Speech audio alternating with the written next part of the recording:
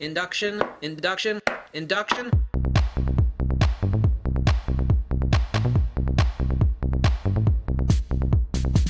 Induction, induction. Induction, induction. Induction, induction. Induction, induction. Ball, induction, sphere, induction, ball, sphere, ball, induction, sphere, induction, ball, sphere, ball, induction, sphere, induction, ball, sphere, ball, induction, ball, induction, sphere, sphere, sphere, sphere.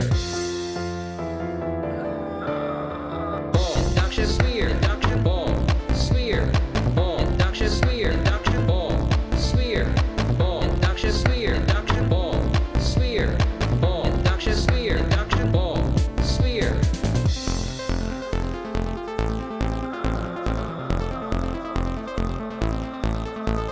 Gravity is not an autonomous field modality. The fuck did you just say? Ball, induction, sphere, induction, ball, sphere, ball, induction, sphere, induction, ball, sphere, ball, induction, sphere, induction, ball, sphere, ball, induction, sphere, induction, ball, sphere, ball.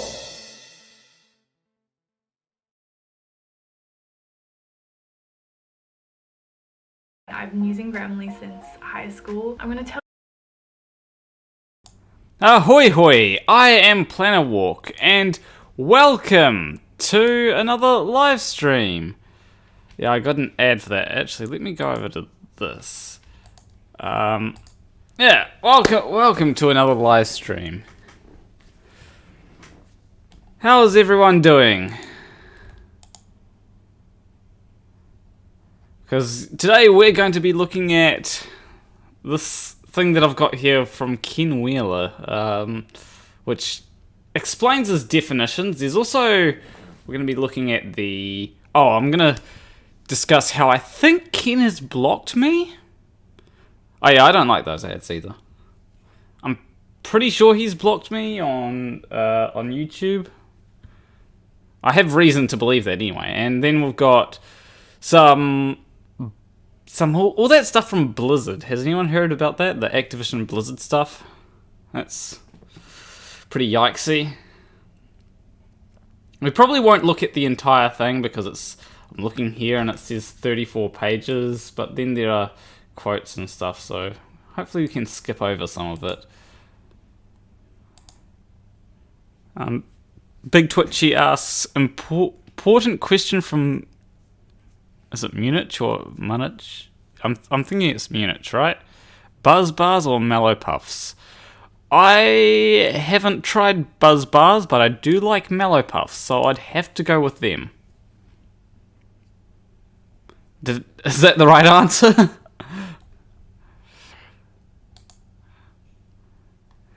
So, Ken Wheeler in no relation to Arthur McWheeler? Well, that I'm guessing that's no relation, at least for MacArthur Wheeler's sake. MacArthur Wheeler's sake, I'd hope that it's no relation, right? Munich. Okay.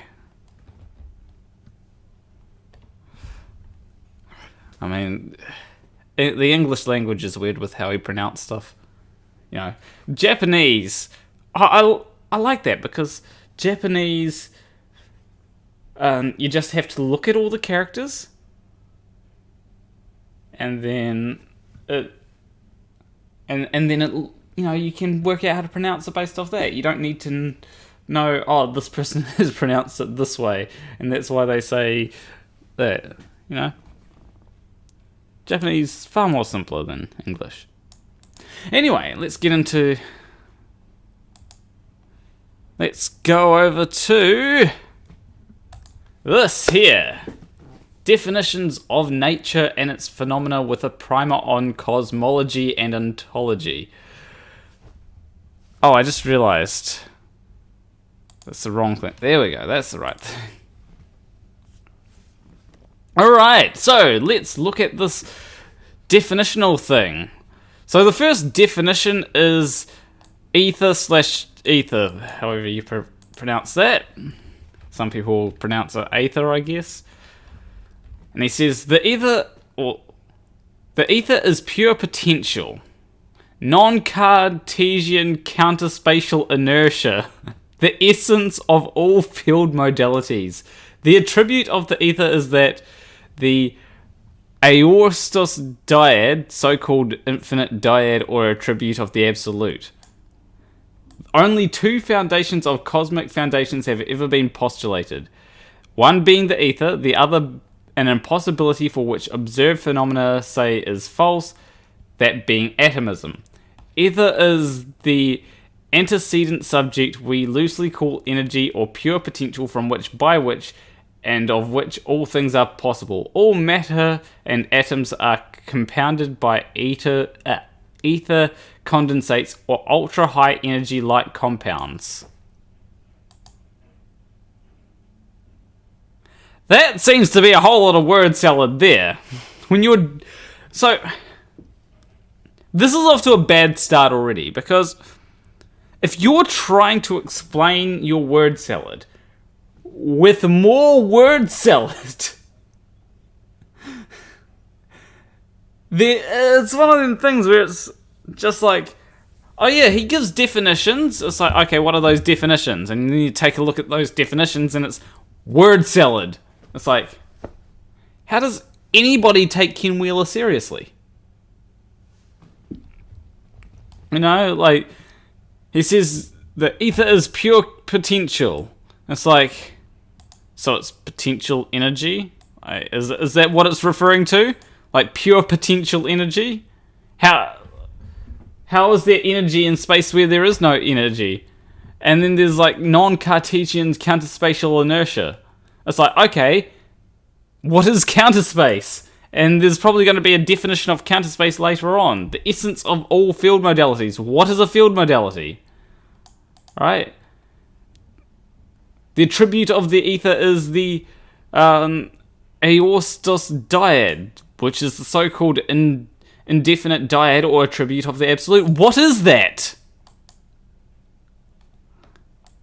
And then he goes on with the diatribe in my latest video, you know, about atomism and all that. And then he's got a few quotes like, light is a longitudinal disturbance in the ether. Light is a sound wave in the ether, from Tesla. He's got this medium of propagation, the ether must exist. This medium must be a prominent thought in our investigation. Treat us on electricity and magnetism, J.C. Maxwell. But my favorite one here is how he just quotes himself. The single greatest fear is that you can instill on any relativist or materialist is to ask them to define a field, gravitational, magnetic, dielectric, or electric. The 1,000-pound gorilla in the room of relativity is that action, reactions, and atomic operations are mediated by and through a field which no relativist can or dare define. All fields are the ether. All fields are modalities of the ether without exception. Any conception of action at a distance without an ether field is, as mediator, is illogical, senseless, and impossible. Ken W. Wonder who that is. Can't be, I don't know, Ken Wheeler. Right? And then he goes on to define atomism. Right? He says, atomism is a pseudo-religious belief system of materialism / particle hierarchy born from Democritus and some others since ancient times. Oh, wow. I didn't know that they had all little tiny particles called electrons back then. Wow, we're learning history from Ken Wheeler. Current belief systems of unreality, such as relativity and quantum, are just rebadged atomism. Wait. They're not rebadged. You're just rebadging them as atomism, Ken. Oh, wait, no, he's saying that they're different forms of atomism. Oh, okay. Atomism at its core is pure, base, and vile materialism. which both ignores and rejects to define all which is that being turns field and energy. Likewise, the rejection of atomism is not rejection of particles and the atomic nucleus, rather the irrational belief system of atomism, which cannot define a field or energy and assumes all reactions are either colliding particles or warped space-time, of which this position is both illogical, impossible, senseless, and not supported in observed phenomenon. Only two foundations of ultimate reality have ever been forged since he's repeating himself. You know how I said in my latest video? Go watch my latest video if you haven't, by the way. You know how I said in my latest video how you might try and write an essay, and in that essay you'll just repeat yourself in different ways to hit the word limit. That's what he's doing here. He's nobody asked him to have a word limit on. Nobody said, "Oh, this must be a certain number of words." No, we just wanted your definitions on stuff. We didn't want a fucking essay. Oh, I do like how he... I do have to say, though, how he says here that atomism is a pseudo-religious belief system. Alright? And then he says that relativity and quantum are just rebadged atomism. And then he goes on to... one of the things in religion seems to be that it doesn't really change all that much. You know, you've got a holy book and it just doesn't change. But science changes, right? I find it really hilarious as well that he's saying that, he'll criticize science for being a religious belief. And the thing is, if something is a religious belief, the implication there is that it's not going to change all that much. You know, that you can't go against dogma. Whereas he's using quotes, right, that are at least... The only one that's not decades out of date is the one by him. I mean, he needed something modern, so he put himself as a quote there, right? And even then, his quotes are probably decades out of date. And yeah, he goes on to say that, you know, atomism, something, or quantum physics and relativity, something that will be updated on the regular, is a pseudo-religious belief system. No, it's just observed reality. He says that there's no, he says that there's colliding particles or warp space-time, and he says it's not observed and not supported in observed phenomenon, but warped space-time is. It's one of the best ways to observe things, such as, I think it's blue shifting of light, is it? Yeah, blue shifting of light as you move further away from Earth. Well, no, as you fire light straight upwards. That's something that, you know, space-time predicts, and we observe. This is rational physics exists only due to metaphysical principles such as atomism/materialism materialism is an intellectually bankrupt belief system lacking in wisdom, common sense, and utterly rejected by the full spectrum of history's persons and wisdom. No, it's not. You reject it, kid, not everyone else. Also, atomism / quantum is humorously called the cult of bumping particles, and concept reification fallacies such as curved / warped space-time. And he says, loved by Hollywood and science fiction. Yeah, because they can basically... Because nobody actually knows what the fuck quantum means, except for people that actually work in quantum physics. You show anybody that works in quantum physics a movie which mentions quantum physics, like, show a quantum physicist Ant-Man and the Wasp, or basically Ant-Man and the Wasp, and they'll be like, oh dear God, this is... they'll say that's not how that's supposed to be used. And and he also goes on to say Nikola Tesla vociferously.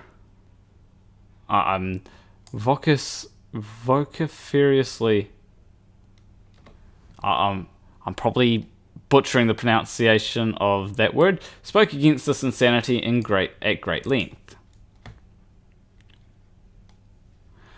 Now, I find it funny how they quote Nikola Tesla as well. Like a lot of these electric universe nutters, and he did leave a comment right on my video where he said that he's not associated with something. He might be something beginning with E. I didn't get to vociferously.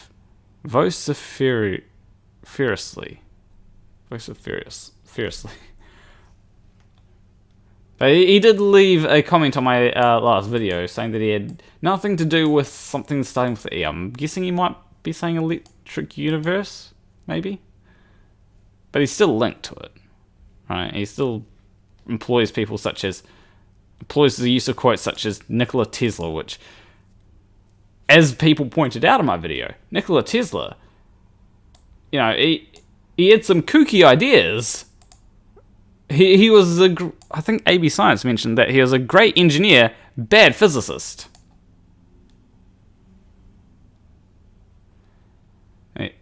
Yeah, he says, rational field theorist, atomist and fool, and it's like,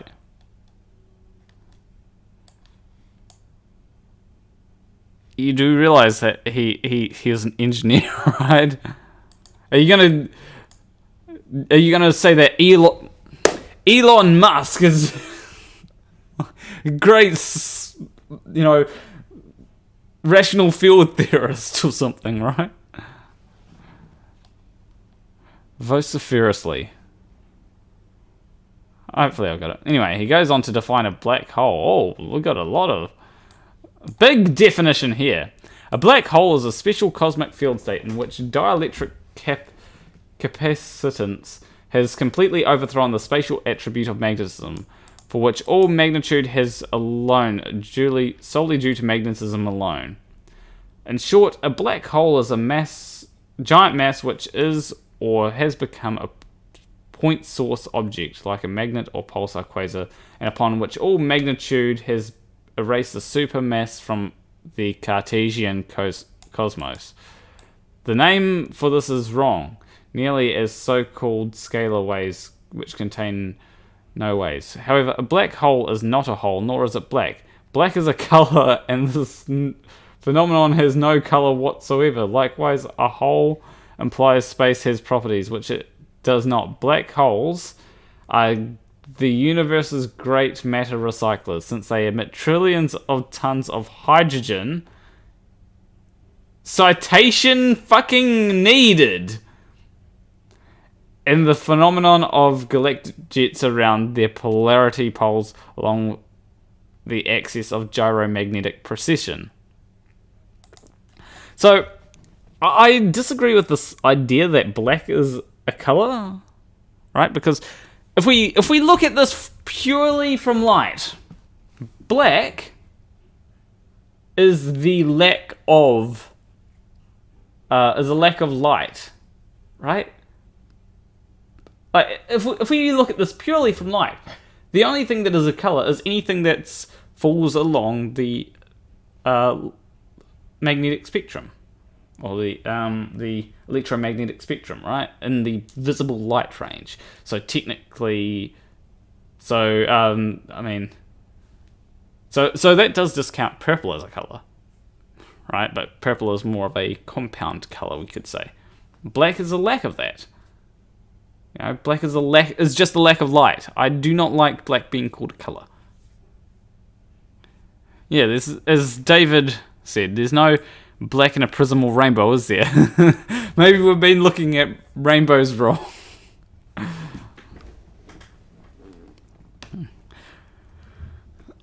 Anyway, let's continue. The notion of a giant mass without magnitude is hard to grasp in simple human minds since they have no parallels here on Earth. However, a black hole is both simplex and hyperlogical when a person grasps the conjugate nature of the dielectric and magnetism. For in an AC circuit, the higher the voltage, the more AC lines come together, and the more the amperage, the more AC lines spread apart. Under nearly all conventions of mass and energy, these mutually antagonistic fields are matched more or less, whereas a black hole's instance in the dielectric has utterly and absolutely dominated magnetism's ability to keep this said supermass in the visible universe, whereby which we have a supermass which, with no magnitudinous presence in the visible realm of ordinary mass as we are accustomed. So, Delay says, do you understand any of the words Ken uses? Some of them I understand, right? It's how he uses them that I have a problem. It's one of them things which, like, you can have, like, you can understand the words that people uses, but that people use, but they use them in a way that makes no sense, right? So it's one of them things where like, if we go back to a good example would be something like saying that ether is pure potential, right? And it's like, to try and describe the ether. And it's like, okay, what does that mean? Because I know what potential means, I know what pure means. And it's like, does that mean that it's potential energy? What are you meaning by that?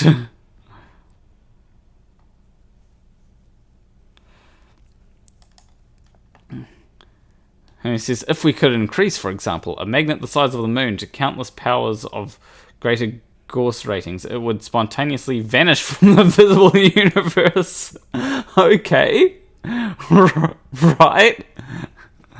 But its dielectric acceleration phenomena would still be 100% present.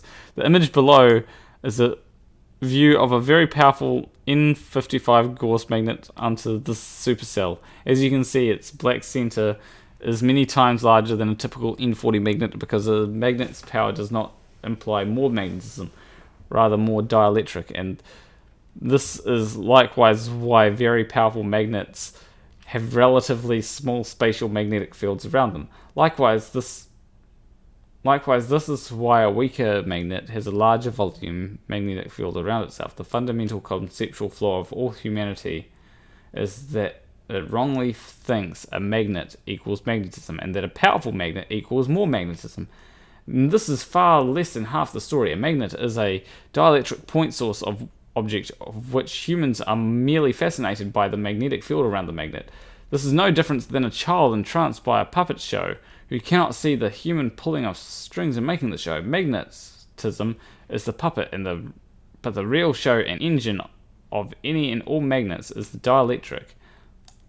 Okay, so I want to say, how has he like done anything to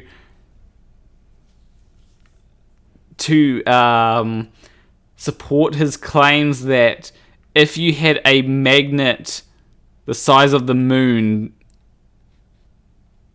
that had higher Gauss ratings, that it would spontaneously, that, like, what evidence does he have that this would happen? You know, and how does he? I wonder how he explains things like the magnetic field on the Earth being separate to the gravitational field of the Earth, right? These are two separate things. You know, it's... what else was there? Oh yeah, he doesn't also, one of the things he seems to not be able to explain is the fact that as you bring a magnet close to metal or close to iron or something, the iron itself will become magnetized. I'm pretty sure you get the same thing. Like if you were to wind... Oh, it's like if you wind a coil around a bar of iron, right?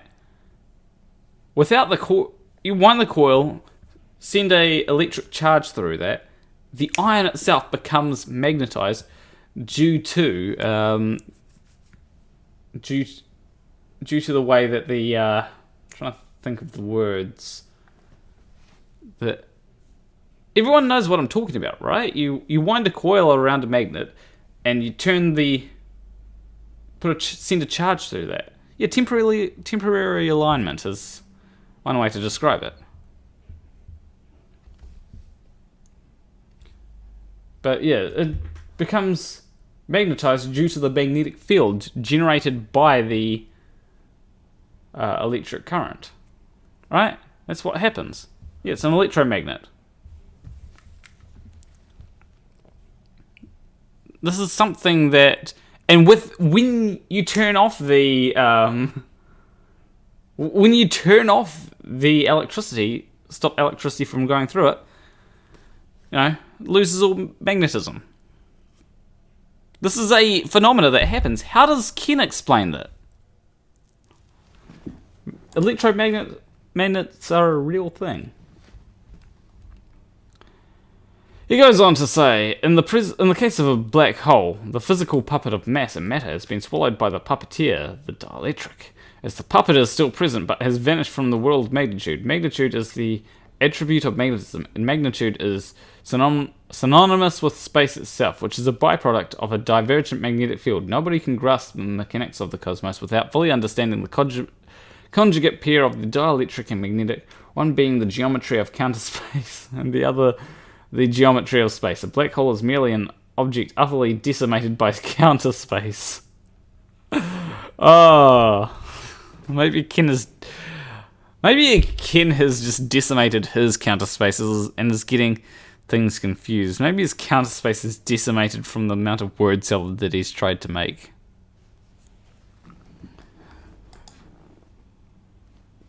But yeah, like, I wonder what he thinks about the fact that, wasn't it general relativity that predicted black holes?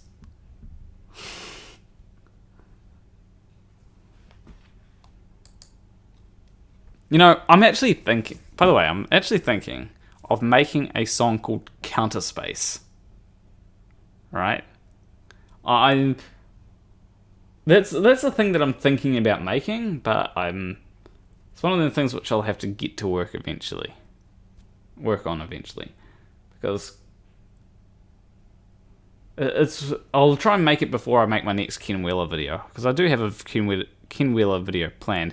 I do need a good door for that though, a good free door. Like I would love to have something like, I think it's Fruity Loops, but I don't have the money for that. And then he has the ferrocell thing here. C, assumed speed of light.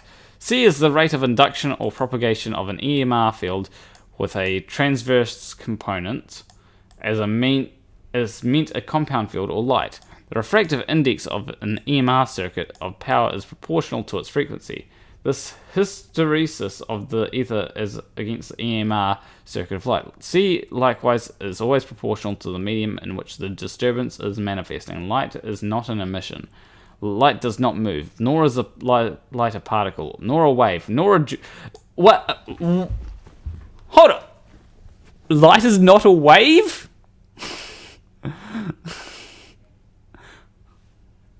Or a particle? Didn't he say that light is a wave earlier? Light is a sound wave in the ether. Oh! Oh, that hurts my brain.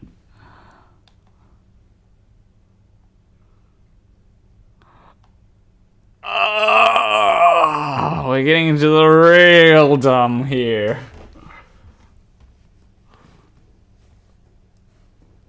Okay.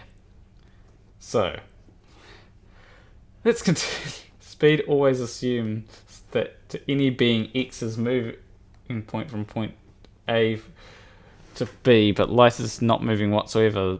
This is both impossible and to assume as much breaks the law of conservation of energy and countless observations of luminal interactions. No, it doesn't.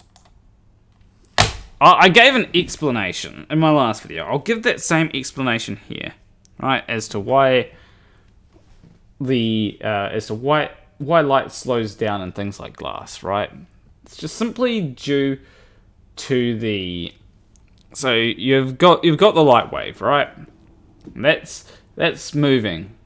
Then you've got, as it goes through something like glass, air, or water, you've also got the electrons that start oscillating as well. They oscillate at a different rate to the light. At least I believe they do. As you've got, I think it would probably be as you've got more electrons oscillating, as you've got more electrons oscillating, the more that they'll interact with the electromagnetic field, or the stronger wave that it creates, and that just shifts the light wave over in a way. It's complicated. Like, even then, I don't fully understand it, but that's the best explanation that I've heard as to why light bends in, or as to why light slows down in different materials.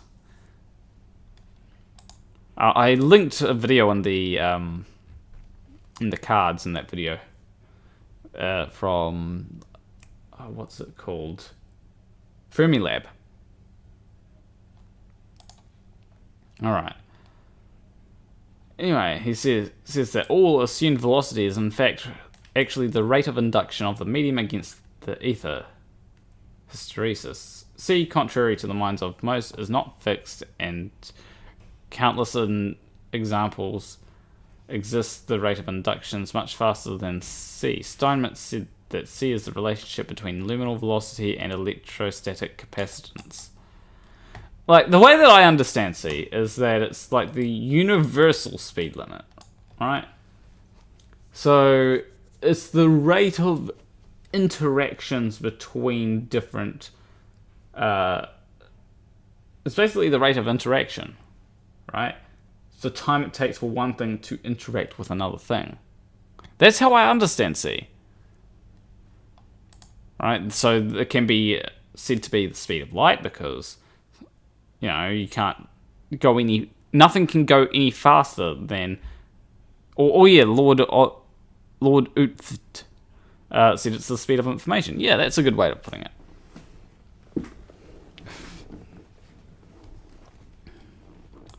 Anyway, I'd like to know how he said that. I'd like to know how he got that light speeds faster than C. Anyway, capacitance. Atomistic false belief that induction and capacitance is the storage of electrons is a pure farce. Capacitance is of a dielectric medium, such as transformer oil, glass, air, etc., under the influence of dielectric induction. In the Leyden jar experiment, it is well proven that there is no charge whatsoever in the metal jar or rod, rather in the glass medium. In simplex, all reflective medium, mostly metals, are dielectric reflectors, whereas all clear medium such as glass, oil, air, etc. are dielectric capacitors. Below is an image of a glass capacitor. Capacitance is a threshold medium. It is the threshold a medium is able to absorb of units of dielectric induction before discharge. Okay. So hold on. So he says that capacitance is the storage of electrons. So basically talking about a battery, I'm guessing. That's what it sounds like he's talking about. And then they're saying that it's...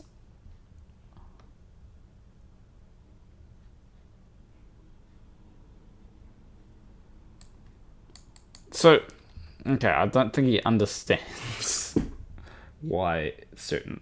So, lithium-ion batteries. From what I understand, it's chemicals, right? And chemicals will... So, essentially, the way that battery works, right? Or the way that any batteries work, you can have a battery of water, right? Water that's being held up against a dam, and then you release the water or release the whatever the water's being held back by. Water flows through the dam, turns a turbine, and then you've got electricity. Essentially, the way that I understand a battery is it's just holding energy. It doesn't have to be in electrical form. It doesn't have to be in the form of electrons. It can be in the form of just some sort of energy to be able to maybe use turbine or something. It's just that's all it is. It's just something that holds energy. So, like your phone battery, that's lithium ion that has lithium ions in it, right? And its chemical interactions, stored potential energy, right? Chemical reactions cause the energy to be released into electricity. That's how a lithium-ion battery works, as far as I understand it, anyway.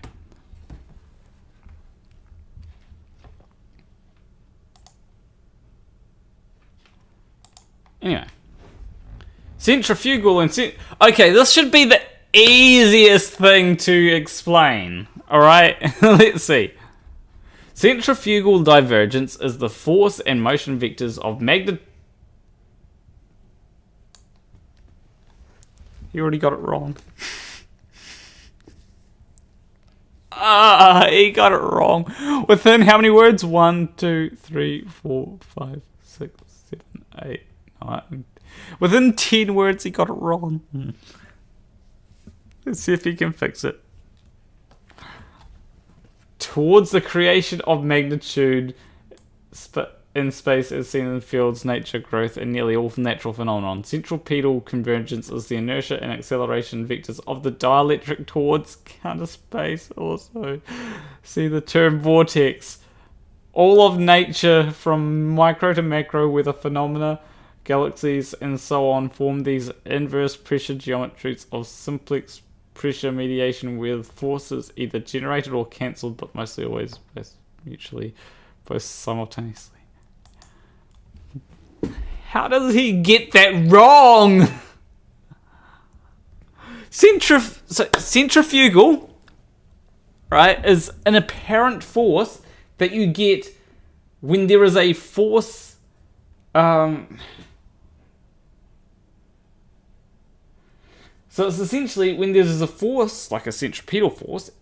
So when there is a centripetal force acting on an object, right? So a centripetal force it's essentially bringing an object towards the center or something, right? So centrifugal is the apparent force that acts on that object, trying to basically send it away from the object. Centripetal acts in the opposite direction to that force, right? So, for example, you can have something like gravity being the centripetal force. So if an object in orbit, right, has a centrifugal force, which is trying to send it away from the Earth, but gravity acts as a centripetal force, stopping it from, flying off into space. Delay. How many times is counter space mentioned in the PDF? I can search, right? Counter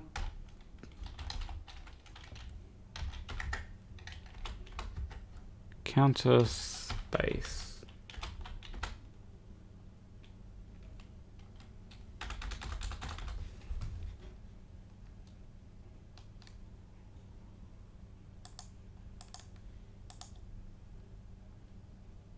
It's not letting me search for some reason.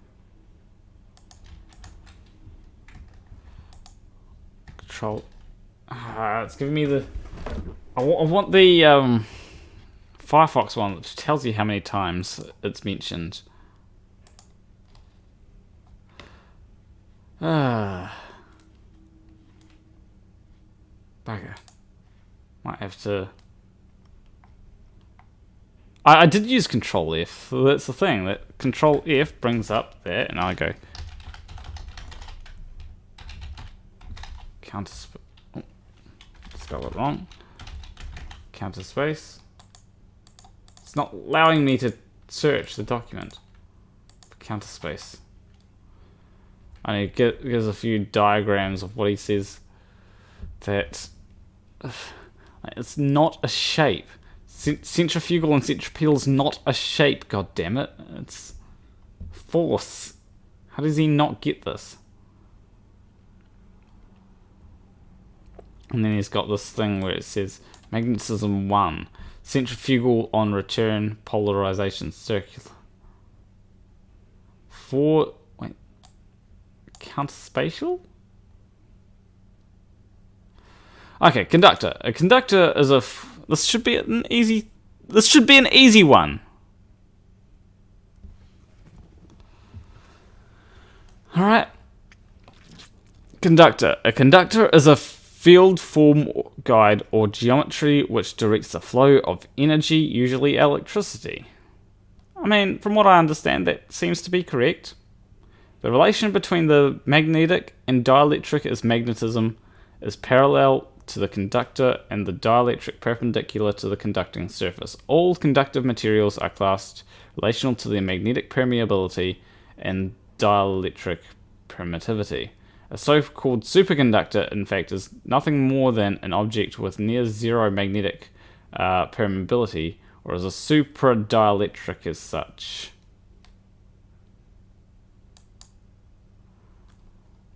Isn't a super... like... So, it's hard to say whether there's anything wrong with this here. So,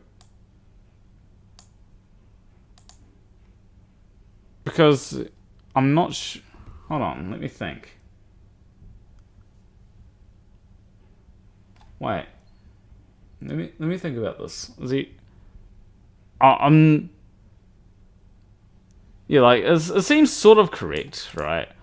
Like, this part here, all conductive materials are classed relational to their magnetic permeability. Like, it seems like it could be rightish, but I don't know enough about magnetism to say whether it's wrong or right.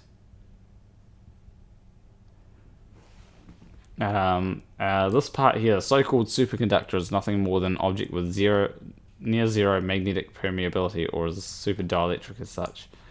What I'd have to know what he means by magnetic permeability to be able to criticize that, because it's one of them things where it actually sort of... essentially what I understand from a superconductor is a superconductor basically says to the magnetic field, no! Conjugate field. The conjugate field refers to the dielectric and magnetic respectively. The most important fact of the cosmos of field theory and totality is the principle of force and motion, and inertia and acceleration. This yin and yang conjugate pair explains the totality of the universe both in whole and in part if fully understood. Okay, well, Ken is claiming to fully understand it, but I don't think he does. It is likewise important to grasp the right-hand rule, which is a little more complex than saying field pressure mediation, whereby which, for example, if one object fields must flight to rest at their lower pressure points, and as you can see below, the red lines are the divergence lines which, if expanded, would form a torus of magnetism, and the green arrows and ovals of the dielectric which fullness would form a hyperboloid. The wide white oval in the middle is the plane of inertia, which is the lowest pressure rest geometry away from the magnetic and dielectric flux and reflux. So he's obviously talking about this here. Oh, we get the counter space definition next. Yay! This is also a magnet. The boundary between so-called magnetic poles and the center of which is counter space where no magnetism can be measured at all. All life exists at the plane of inertia, which is 90 degrees from the dielectric and 45 degrees from the magnetic on average. The white circle at the center is counter space, is the inverse of all fields, the axial pin in the hands of the clock, the unmoved mover, or the axle at the center of the wheel of becoming, or counter space, i.e. the ether itself. Everything operates off of a field of pressure mediation. Nature works this way always and only. The black and white image bottom is from C.P. Steinmetz and is a cross-section of an electrical circuit. It is also the conjugate field of field geometries of the dielectrics shown in dotted lines and the magnetic in increasing circles superimposed over the hyperboloid. This is very important, that being the hyperboloid of the dielectric is the negative image of a torus, and the torus magnetism is the negative image of a hyperboloid. Did anyone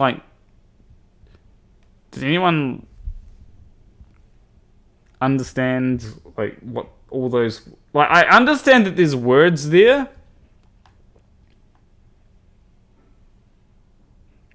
He has like lines here. Like I feel like here's the thing with this, right? I don't really have a great interest in learning all of his definitions. Like, why can't Ken? And I don't know whether Ken is watching. He's probably not. He's blocked me. I think he's blocked me anyway. But if he were to be watching, why don't you explain things in simple terms, right? Why don't you explain things with, rather than creating all these definitions which you got to read in order to understand what he's saying, and even then you got to understand what he's saying in the definitions, which reference other definitions. Why don't you just explain it in English, in simple words, so that people can actually understand?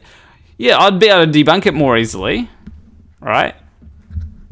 But if I can debunk it, that means that it's not a thing that you should believe in.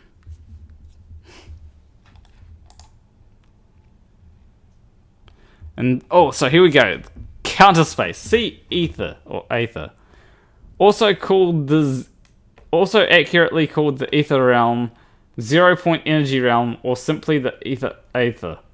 The realm of pure potential or unmanifest energy of which, by which, and from which nothing is possible or even theoretically potential without the same. Counter space is the null point opposite to Cartesian forms, masses, magnitudes, and phenomena. There are only two dimensions in nature, spatial and counterspatial, or more accurately, dimensional and non-dimensional. Ether modalities are only so known by the fact that they are torsional or circular.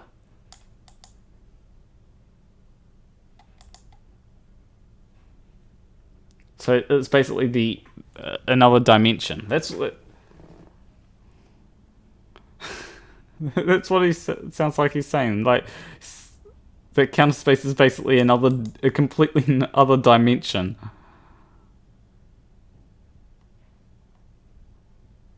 Oh yeah, what about the time dimension? What the magneto-dielectric archetype spoke free. This seems like someone just put a whole lot of words over an image.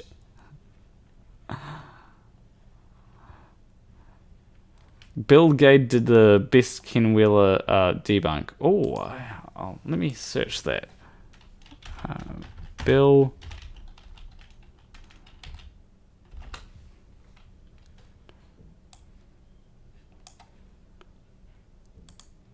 Hold on, let me make sure that I spelt that correctly.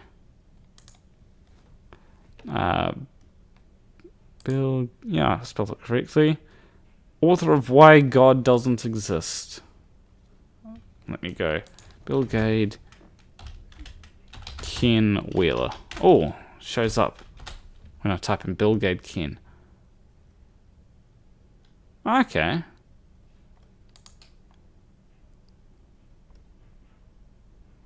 That's going to be that's an interesting thing. Let me see how many Kenny Wheeler dealer. Nice. I'll have to take a look at this at some point.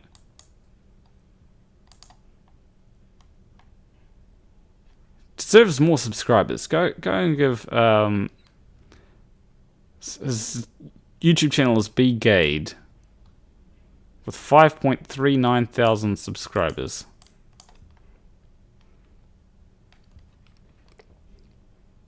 But yeah, anyway. Oh, that's not the thing that I want to click on. Thank you for letting me know about that, Offlamio. Alright, dark matter. Oh, this is going to be interesting. Dark matter is easy. Should be easy to get right. Right? Should be very easy. All it is it's saying we don't know. There's more gravitational influence than expected. We don't know what is causing that. It seems like there is more matter in the universe. All right, let's see. A term invented by quantum/relativity to refer to ether. By their own admission, they call it dark matter because it is a complete unknown to them. And finally, matter because they think that everything is matter/atoms. To a hammer, everything is a nail. To an atomist, everything is matter. In short, so-called dark matter is a cryptic euphemism to get around mention of the ether, which even the priest of quantum is at least 70% of the universe, if not more. No, it's saying we don't know what's there.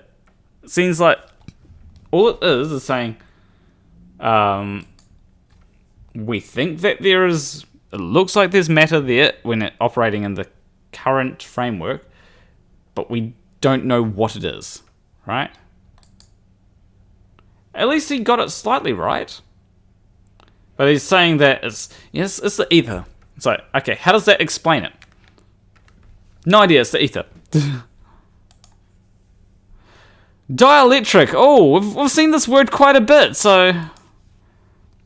The primary half of the conjugate field modalities of the dielectric and magnetic field, the inertial or dielectric torsional, and lastly, the circular magnetic. Dielectric is the capacitance potential of counter space. Dielectric loss is defined as magnetism increasing potential terminating towards into counter space is also defined as increasing the dielectric inductance or charge. The smaller the space, the higher the dielectric or capacitance. Space is the attribute of the magnetic, which itself is the absence of, or discharge of the dielectric. Counter space is the medium of the dielectric, which is the presence of the ether under torsion, or as meant dielectric charge. Some of these sentences don't make sense.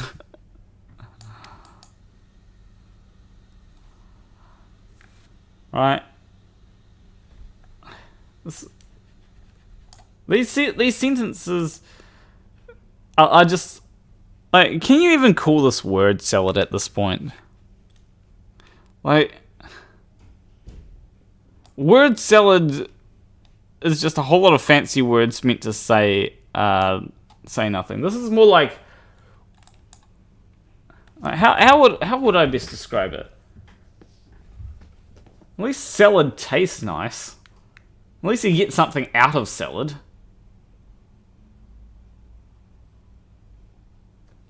Verbal diarrhea. This is what this is. Sorry, Mark Bezier, but... sorry, Mark Bezier, but... dressing isn't going to make this verbal diarrhea or shit salad any more tasty. Or any more, well, I suppose it could give you a bit more energy, but... The so-called electron is merely one unit of dielectric inductance as so conceptualized by atomistic ignorance J.J. Thomson. Ignorance. J.J. Thomson considered the electron the terminal end of one unit line of dielectric induction. The dielectric manifests from and vanishes into counter space, whereas magnetism manifests space itself, which while having no properties, has the attribute of magnitude and the measure of time or lag. The plane of inertia is the dielectric 45 degrees from magnetic flux and 90 degrees from the gyromagnetic precession, where force is inverted to increasing potential or counter space, the terminal of the dielectric. The dielectric is ether under torsion, and the magnetic is the ether under polarization, which is ultimately true field holography, and that which gives mass and magnitude to all things. Stop abusing your language. This is Ken that is abusing it. I mean, this is, to be fair, some of this is making more sense seeing as I know what counter space kind of is. It's like an alternate dimension.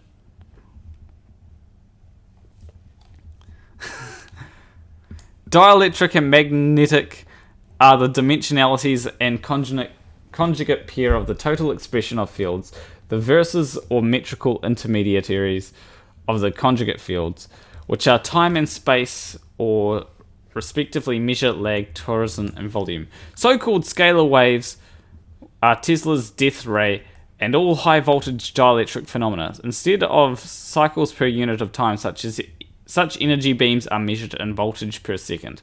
The dielectric is the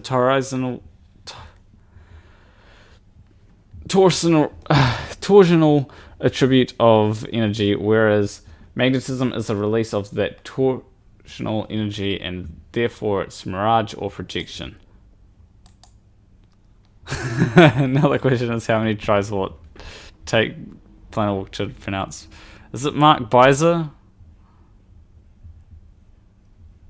I don't know. I don't know how many of Ken's subscribers hate watching right now. Voltage is the dielectric, current is magnetism. Dielectric has two modalities, in loss as so deemed magnetism, and lastly as torsional or cylindrical or cyclical energy as carried in tandem with magnetism, so deemed electricity and light. A dielectric is commonly referred to as a medium of dielectric inductance. Most dielectric medium are clear/transparent. An electromagnet works in simplex by terminating all dielectric inductance in transformation into that of magnetism, or in another manner of thought, by electricity losing its dielectric component. The real question is, how long will it take Planet Walk to go mad from the proximity to Ken Wheeler's ideas? I don't know. I am slowly going mad here. Hold on, let me see how. Is this whole document full of definitions?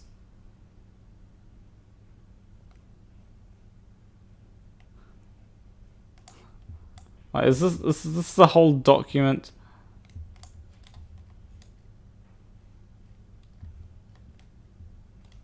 It's got an ontology.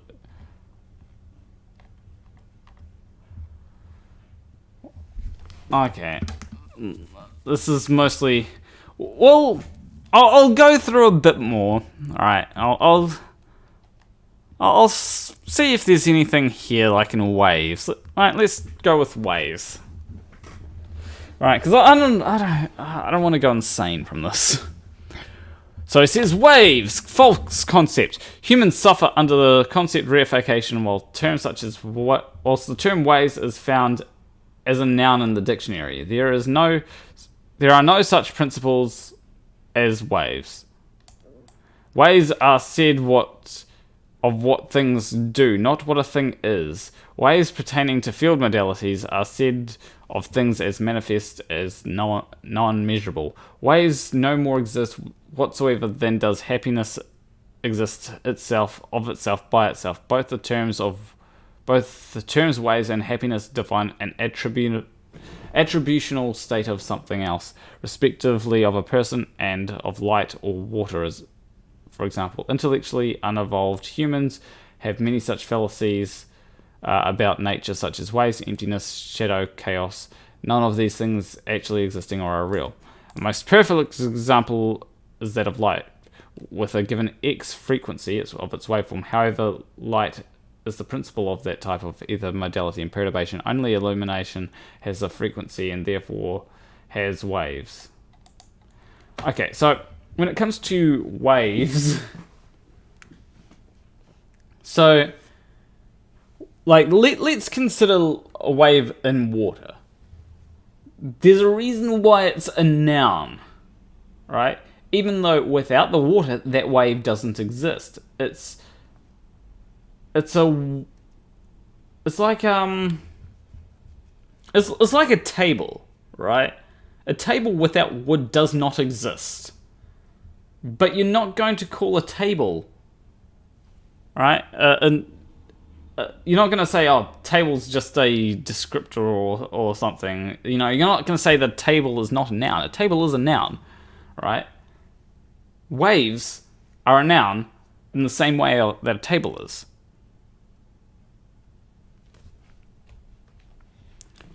Water. The water molecule is the dipole antenna of mind and of life itself. The molecule is the incommensurable geometry of both the universe, life, health, and is the proportion or logos of all harmony. This very molecule is the receiver of mind and the radio of empirical consciousness for all life. The incommensurability of the 108-36-36 triangle of the Pythagoreans and of water is the most deeply held secret of the Pythagoreans. Self-similar or fractal self-similar geometry of the proportional of 1 to itself, meaning 1 to phi, is the geometry of water.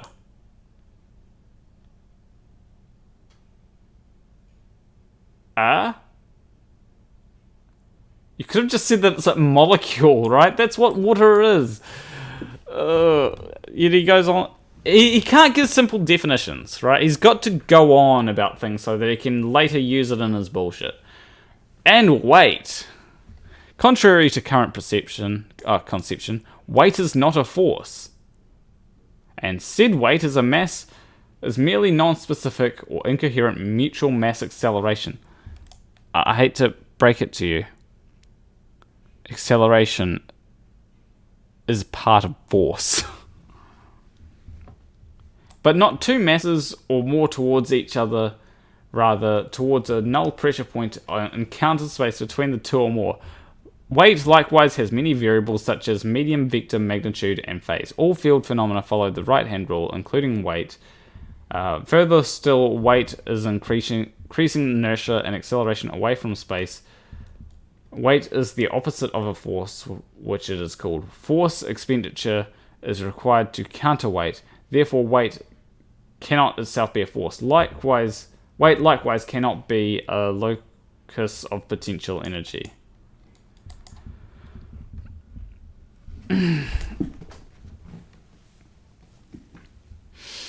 Yeah. He doesn't understand science at all. I actually feel sorry for people that are... I actually feel really, really sorry for people that listen to Ken Wheeler. Because they're not getting us... They think they're getting some kind of scientific perspective, but they're not. Right? It's... All it is it's a form of intellectually... it's a form of intellectually jerking off without actually intellectually jerking off, right? That's what listening to Ken Wheeler is.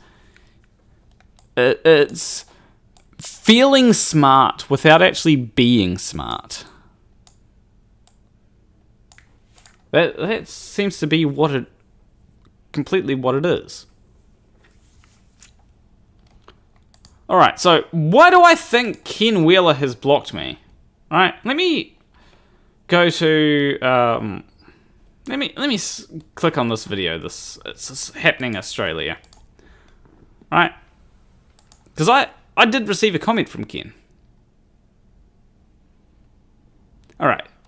View 29 replies from Theoria, Apophysis, and others.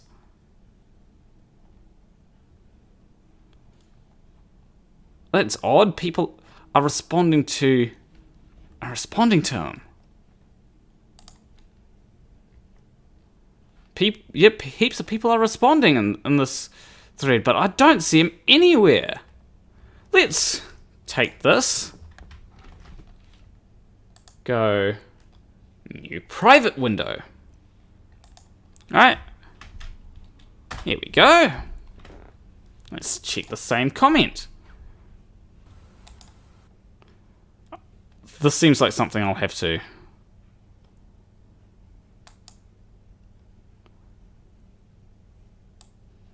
Oh, that's his comment right there.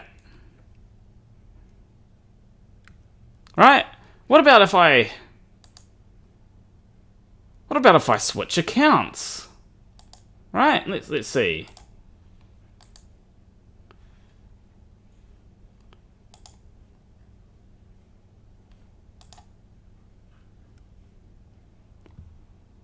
Oh, I'm not blocked on my Plan Walk Clips account. Something is happening here.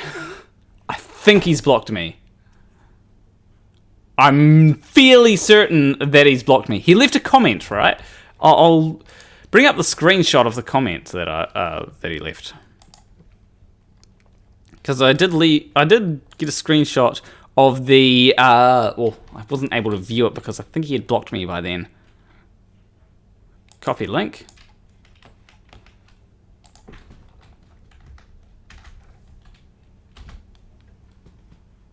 Right. Pardon your error, my son, but not only do I have no connection to it.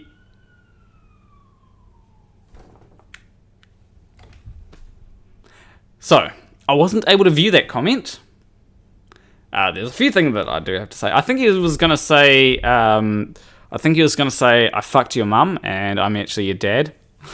So that's why he's calling me son. That's what either that or he's trying to rip off another Ken called Kent Hovind by condescendingly calling me son. One of the two. But he says, not only do I have no connection to E.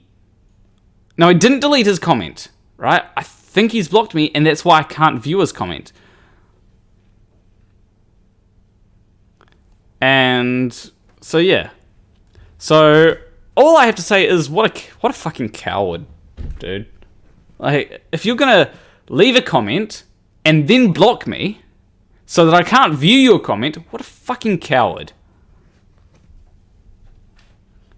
You know, I criticize you, and then you block me.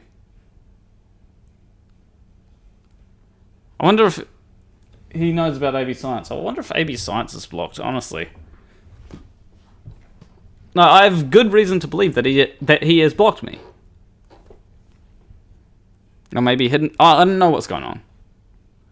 Something is causing me to not be able to view his comments when I am logged in. When I am logged into my Planner Walk account, right? You see me switch accounts there. I cannot see his comments. Should be there. Should be there. But no, it's not there. Okay, there's an interesting thing here. I'm gonna have to take a look at this video. Maybe make a video on it. Anyway. We might actually take a break, right? Let's make another segment. Let me go to Twitter. Because there is actually something funny on funny on Twitter. I'm going to... What's that? Let me Because anyone heard... Oh, one tweet in the last hour from Xanderhall.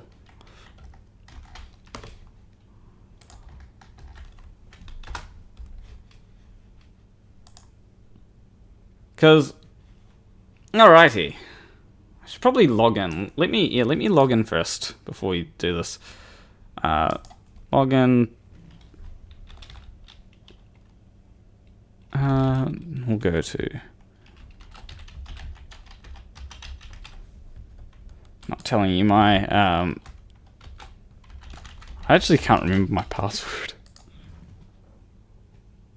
No, wrong password.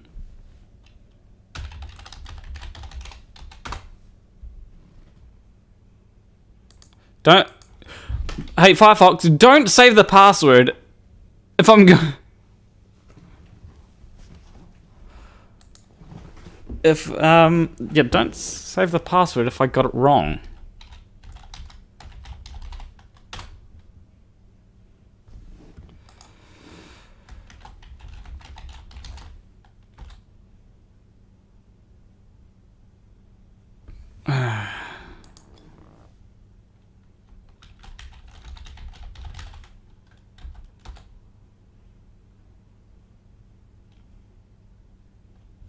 What did I... Wait, did I...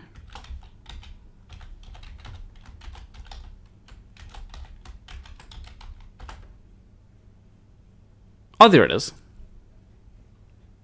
I must have changed it. Okay. Alright, so, here we go.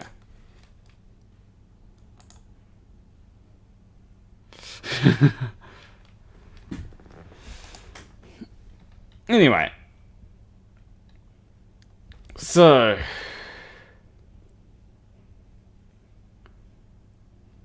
Where is it?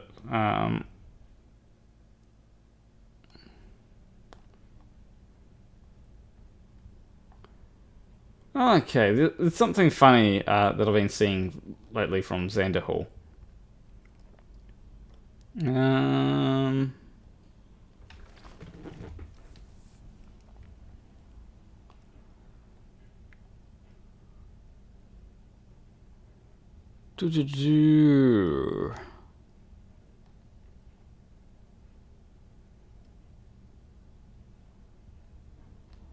Okay, so here we go.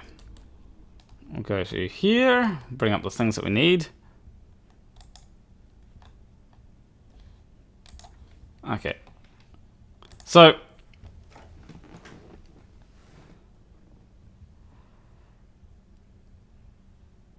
okay, just real quick. Real Name says, I left a comment on his last video without mentioning Planet Walk's video, and I can't see his comments either. Yeah, that seems like... seems like he's blocked a few people. Anyway, so one of the things that has been happening on... Yeah, so here we go. Like, we've got a few things. So one thing that has been happening is Xanderhall has been saying that he has fucked people's mums, right? Fun times. It's one of them real... I find it funny just because I've got an immature mind, right? You got people also... people also saying that they're trying to have a chill day on Twitter, and the ever-present threat of Xanderhall fucking my mum next. Right? I find this hilarious, just being like, go to bed. And by the way, I fucked your mum. One of his... He used to put a lot more thought into it, saying that he travelled back in time and fucked your mum. I'm actually your dad. But here's the thing. No one's ever thought of a way to stop Xanderhall from fucking their mum. Right? You know, if you reply to Xanderhall, he'll say something like, answer your phone, your mother has something to tell you. But I have a way. I have a way to stop Xanderhall from fucking my mum. You know? There is a simple way to stop Xander Hall from fucking your mum. And that is to fuck Xander Hall's mum. So if Xander Hall ever tries to come at me with, I fucked your mum. Thing is, I fucked Xander Hall's mum. So I'm actually Xander Hall's dad. So if he fucks my mum, then he's fucking his grandpa.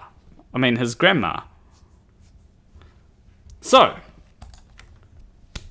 that's what I'm going to do. I'm going to stop Xander Hall from ever fucking my mum. Because although, I suppose if he comes at me with the same thing, then yeah. That makes for some weird incest stuff. So,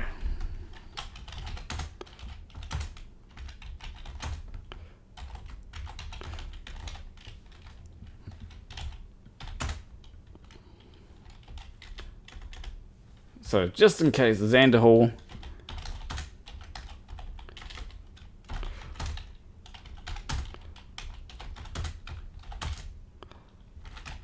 let's use the American spelling of mum, which is mom.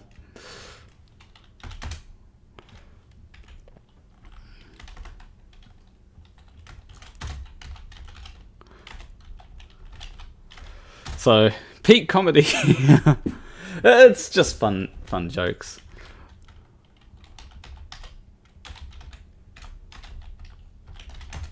And here's the thing, it does make sense. Like, I kind of look a bit like Xander Hall and I look fairly similar. Like, Xander Hall just has more of a bit, starting to sound like you're from Gore.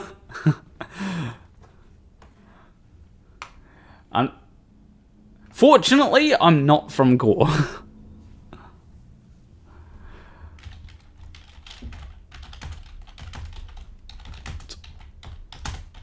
How's it going, Bella Charge, by the way?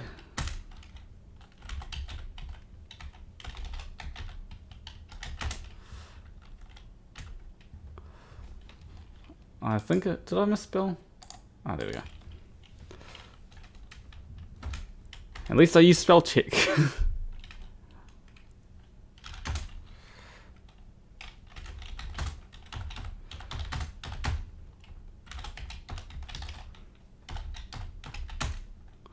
Okay.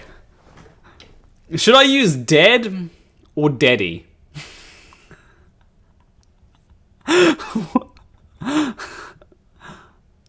Which one should I use? Dad or daddy?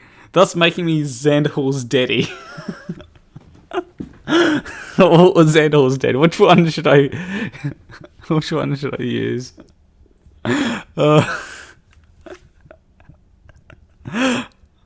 Daddy? Okay.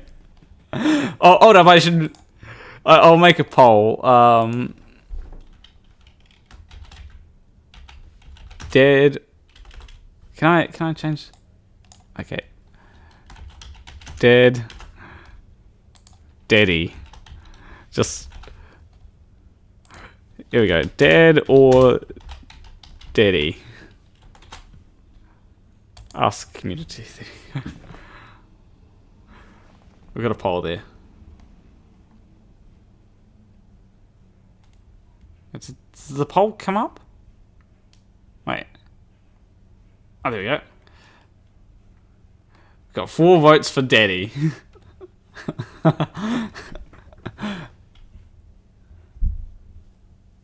Oh, 1 vote.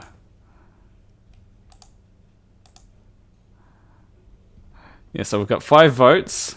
4 of them are for daddies. Currently, daddy's winning. 8 votes.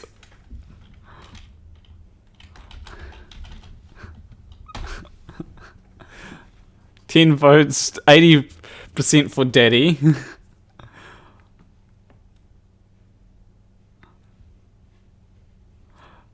%82 for daddy. Yeah, it looks like I'll give it like a minute. When this gets to 10:21,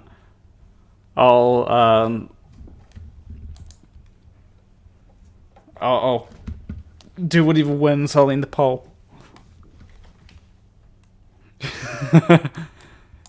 Hapax Lego said, I just got here, have no idea what's going on, but I voted on Daddy because it seemed funnier without context.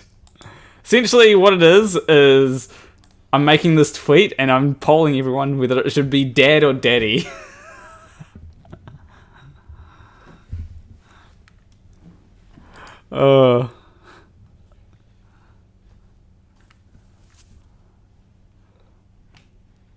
I just realized people probably can't see the clock there, so...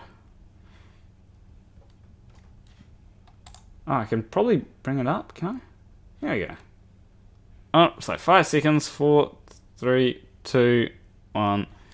Okay, end poll. And it's Daddy is the winner.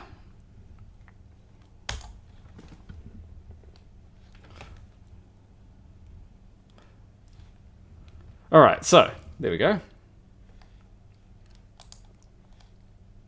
Anyway, that's a bit of fun. Alright! On to the next thing.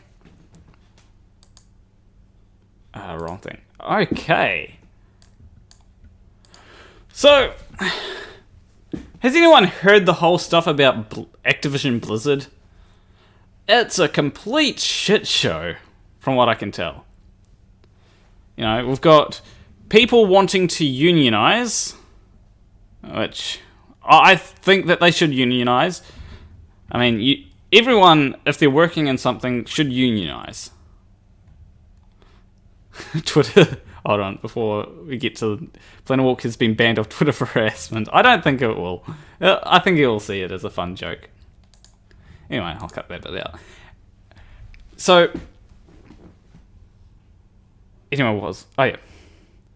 So, yeah, there's been a whole lot of people that have wanted to unionize, right? And I think that you should unionize if you're working. It's something that... even if you're just working as a checkout chick, you should probably unionize. Because unionization at least gives you some leverage. And... there's a whole lot of allegations about pervasive discrimination and harassment against women. And it seems like it's a problem that a lot of people don't realize is a problem. At least when it comes to people that will say, oh, you know, we've got women's rights, women have rights, so feminism is not needed, but like... seems like feminism is still needed. I have known heaps of people that have been sexually harassed or sexually abused even, and it seems to be a really big problem that just a lot of people just turn a blind eye to. Right? A lot of people will go, "Oh, it's not an issue because I don't sexually harass people, so therefore." Women aren't sexually harassed, and it's like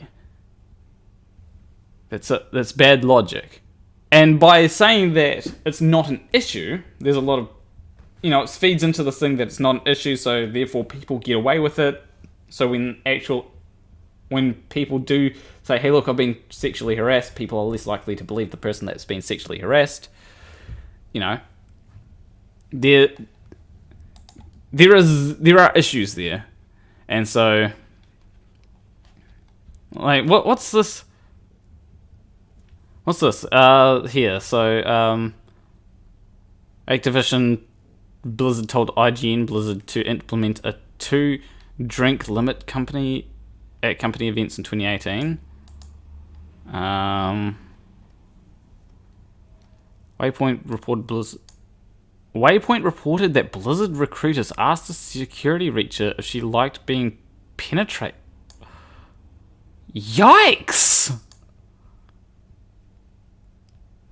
2 years later, Blizzard contacted a security company at which the researcher in question was Chief Operating Officer. Oh yeah, there's Oh yeah, there was like the Cosby Suite and the Cube Crawls. CEO of the company wrote a scathing response to Blizzard outlining the incident, issuing 3 conditions upon which the two companies could work together. One of these was charging Blizzard a 50% misogyny tax, the proceeds of which would be donated to the Women in Technology International Girls in Tech and Girls Who Code. Gosney took to Twitter to say Blizzard has no interest in agreeing to our conditions and they still owe the COO a formal written apology. Blizzard declined to comment. Meanwhile, Wayport reported that in 2018, a former Activision Blizzard worker installed cameras in a bathroom at the company's sales and qualities assurance office in Minnesota with the intent to spy on employees while they used the toilet. The employee was given a suspended prison sentence. Yeah, I hope that they got a prison sentence. And then it says, New York Times posted an account of a former Activision Blizzard customer service employee who alleged that she once declined drugs her manager offered her at a holiday party, which hampered her career, and that a manager messaged her on Facebook to ask inappropriate questions of a sexual nature. A former vice president alleged an executive asked her to have sex with him because she deserved to have some fun after her boyfriend had died.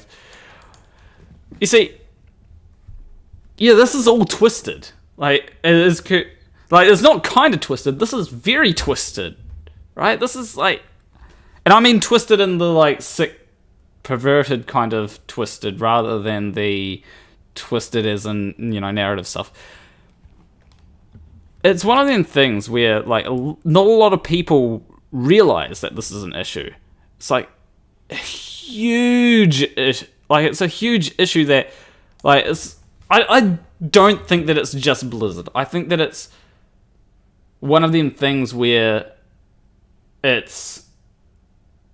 I think that it's a big issue that maybe it's happening more at Blizzard than other companies, but I think that it's one of them things where a lot of people will have turned a blind eye to things like this, and now we've got all these allegations that have happened, and hopefully something does get done about this.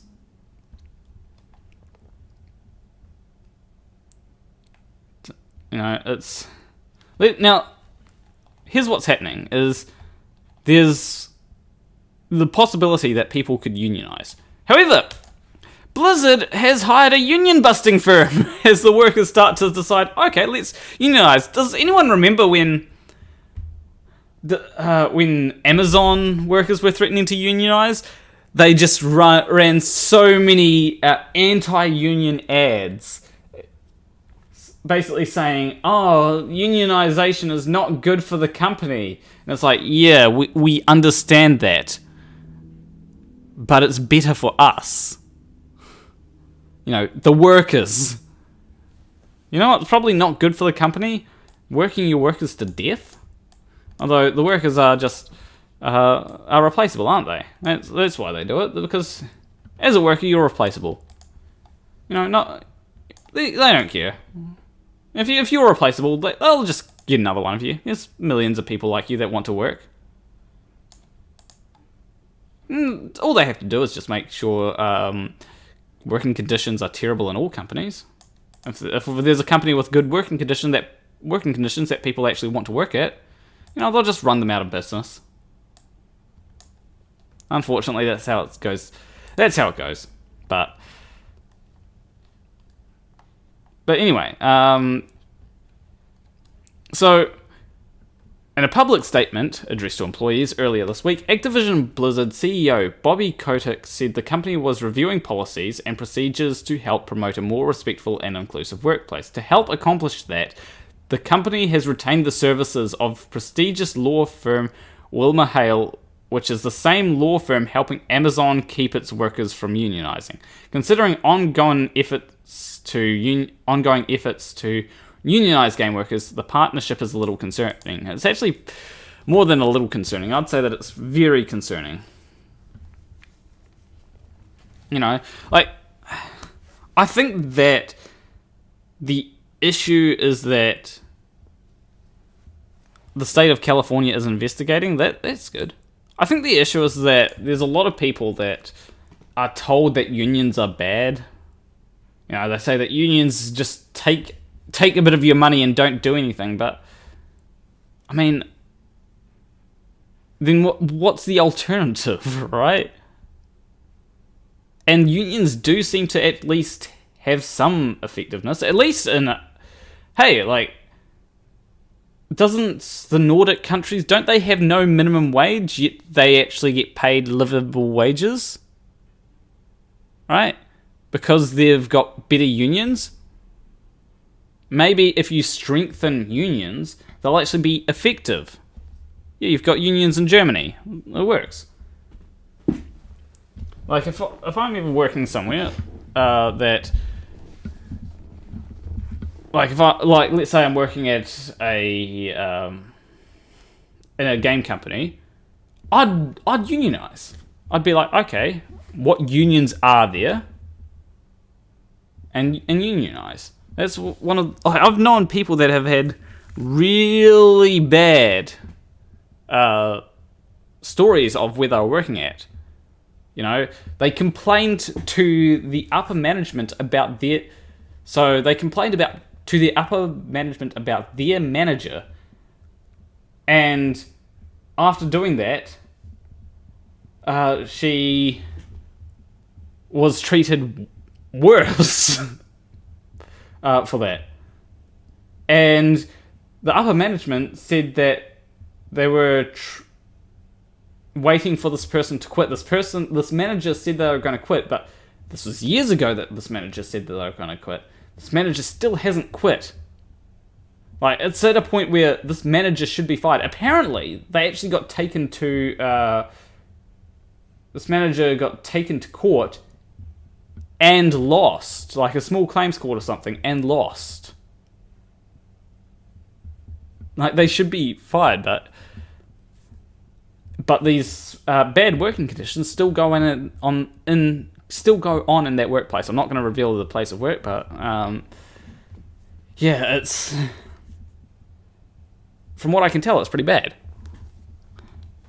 And so, people need to unionize.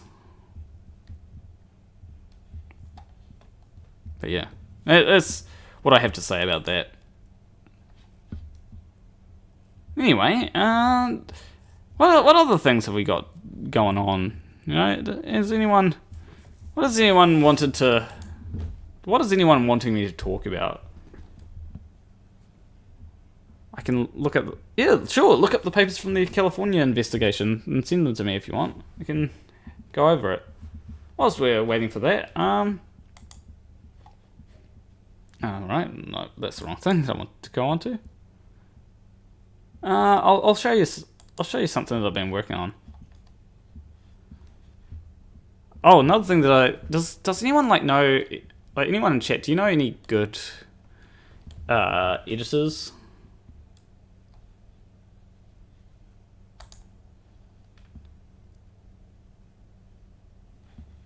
USA used to have unions everywhere. Now the far-right calls themselves the Working Man's Party whilst espousing anti-union propaganda. Yeah. Yeah, you get people like...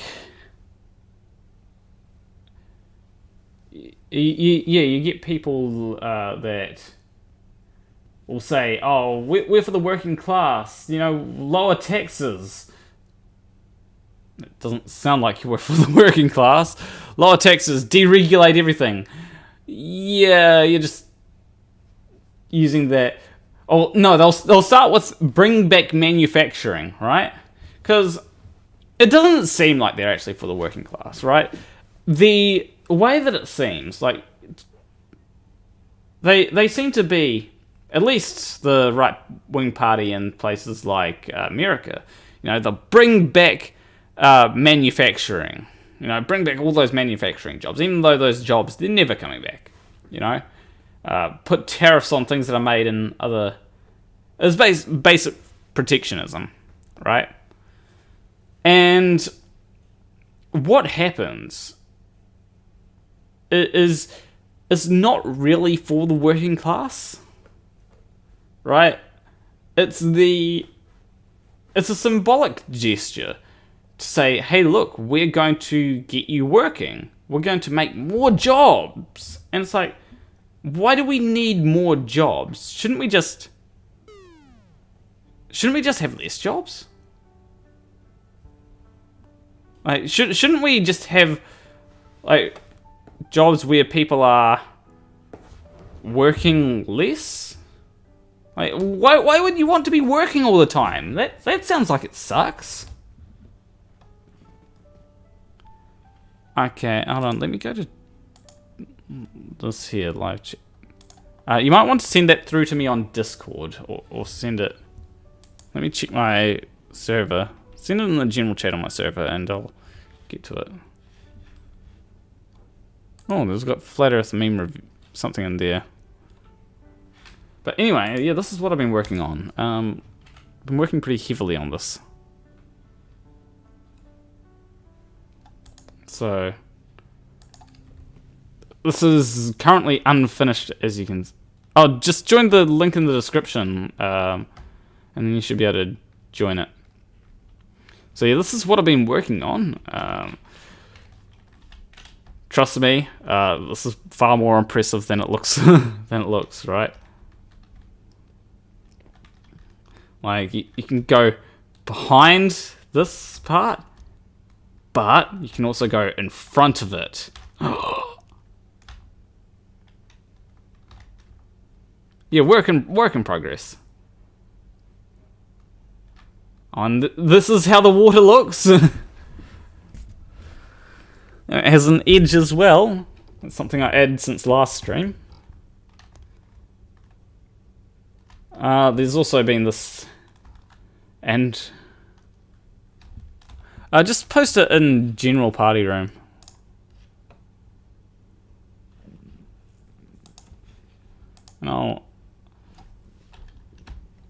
And here's the thing, alright? It even has a icon telling you where to go.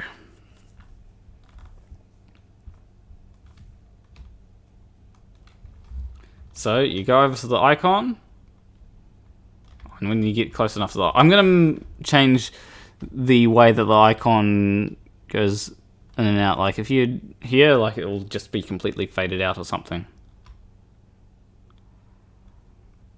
So yeah, here we go. And there seems to be nothing here. I need to put a full stop on that. Anyway.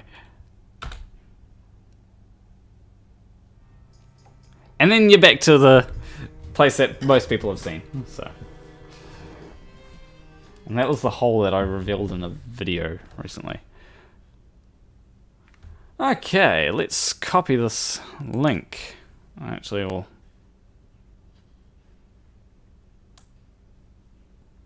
Oh, there we go. So let's go with the real law review. Or legal eagles.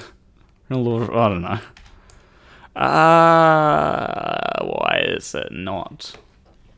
Let me bring up Firefox.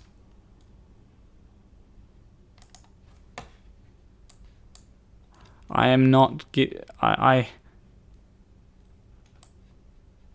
we go. I can Control C and let's hit X on that so I can get my RAM back. Let's see if I've got any Twitter note. Just telling me that I had a new login. Like nobody ever, like, I barely get any like engagement on Twitter. Like it's probably because I don't post often.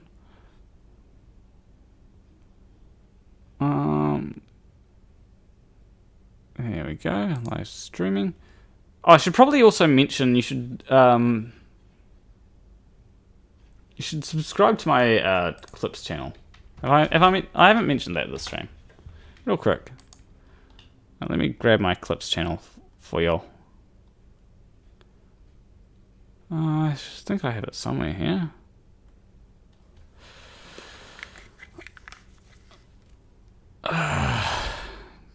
Google Chrome is going slow.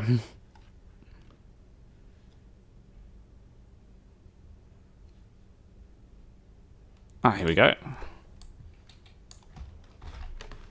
You know, you should all subscribe to this. There's also a link in the description so that you can subscribe.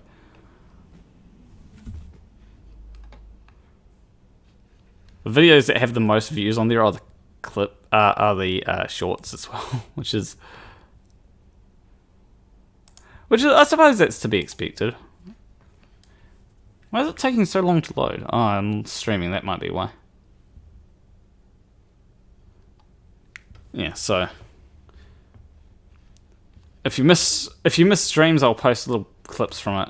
There's also might be like this video here is a clip from a video, although it's an extended version of that clip from the video. The original video was only like 3 minutes long, but this here is 7.5 minutes long. It's a conversation where he explains the difference between fields, forces, goes into detail afterwards, explaining it. So rather than having to watch entire 2-3 hour stream, you can just watch a clip from a stream. Anyway, this one here. So back to the court thing. So in the Superior Court of the State of California and in the County of Los Angeles. All right, plaintiff. Department of Fair Employment and Housing, and an agency of the state of California brings this action to its own name to remedy violations of the California Fair Employment and Housing Act, Government Code section, you know, that stuff, as well as the California Equal Pay Act by defendant Activision Blizzard, Blizzard Entertainment, and Activision Publishing, and does 1 through 10 collectively referred to as defendants. Okay. Okay, introduction. Headquartered... Oh, wait.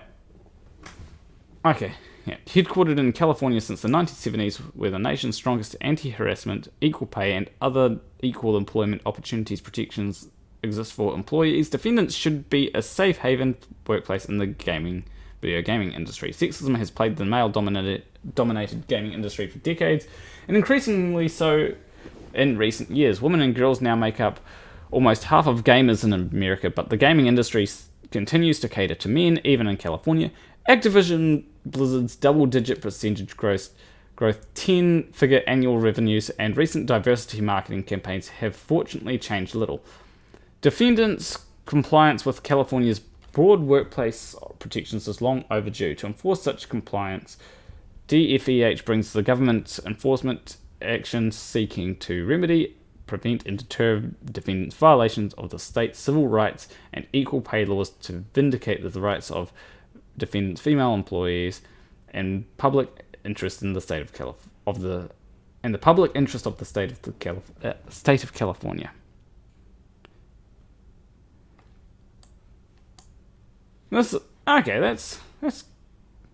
seems fair. Like, there's going to be a lot to this, isn't there? I'm doing a lot of reading today, aren't I? Now, I feel like some people will say, this is just the SJWs or something. There's probably a few people like that.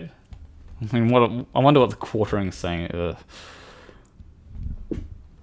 Activision Blizzard Inc. is headquartered in Santa Monica, California. It is one of the largest American video game developers and distributors with approximately 9.5 thousand employees and 100 million players worldwide. It is considered a leading gaming platform in the Western world and is a member of the Fortune 500 and S&P 500. Activision Blizzard conducts business through its subsidiaries, Blizzard Entertainment, King Digital Entertainment, and Activision Publishing, among others.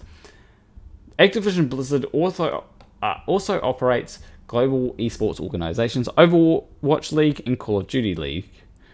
The video game franchise Call of Duty is Activision's publishing's key product.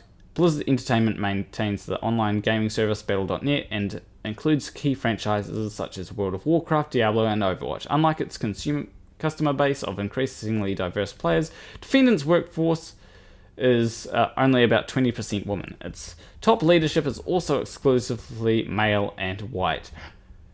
The CEO and president's roles are now and have always been held by white men. Yeah, so anti-SJWs would look at this and go, how dare you say it's white men? Say the white men. Very few women ever reach top roles at the company. The women who do reach higher roles earn less salary, incentive pay, and total compensation than their male peers, as evidenced in defendants' own records. Similar disparities exist throughout the company. Like the executive ranks, women across the company are assigned to lower paid and lower opportunity levels. Female employees receive lower starting pay and also learn less than male employees for substantially similar work. Defendants promote women more slowly and terminate them more quickly than their male counterparts. Faced with such adverse terms and conditions of employment, many women have been forced to leave the company. This is very true, right? The gender pay gap does exist. It is a thing that exists. Like, some of it is attributable to different occupations, but then there's also things within jobs that do exist. Some people will say that, females need to be more aggressive at negotiating wages. Yet, when they be more aggressive, they get seen as like, she's just a bitch, right? And so they don't increase the wages. Men do have the ability to be, quote unquote, a hard case. So, it's something that is something that is the thing. Defendants have also fostered a pervasive frat boy workplace culture that continues to thrive. In the office, women are subjected to cube crawls in which male employees drink copious amounts of alcohol as they crawl their way through various cubicles in the office and often engage in inappropriate behaviour towards female employees. Male employees proudly come into work hungover, play video games for long periods of time during work while delegating their responsibilities to female employees, engage in banter about their sexual encounters, talk openly about female bodies, and joke about rape. Yeah, so this whole thing here, it really seems like, yeah, it seems like there's a reason why crunch exists from this, or at least in Activision, this could be the reason why crunch exists, because they're clearly just slacking off, right? And shouldn't you come in and say, hey, look, why aren't you working? Right? Like, if a woman were to be slacking off like this, then they'd get fired, right? This is the male privilege that people talk about. You can just slack off without... You can just slack off without worrying. Whereas females, they have to work. If they don't work, they get... you're just slacking off. Despite that being what males are doing. And Maximilian Bock said, crunch is management failure almost always. Oh, that's fair enough. This is harassment. Yeah. Unsurprisingly, defendants' frat boy culture is a breeding ground for harassment and discrimination against women. Female employees are subjected to constant sexual harassment, including having to continually fend off unwanted sexual comments and advances by their male co-workers and supervisors, and being groped at the cube crawls and other company events. High-ranking executives and creatives engaged in blatant sexual harassment without repercussions. In a particularly tragic example, a female employee committed suicide during a business trip with a male supervisor who had brought butt plugs and lubricant with him on the trip. Defendants continuously condone the quid pro quo and hostile work environment. The message is not lost on their employees. Yeah, like that.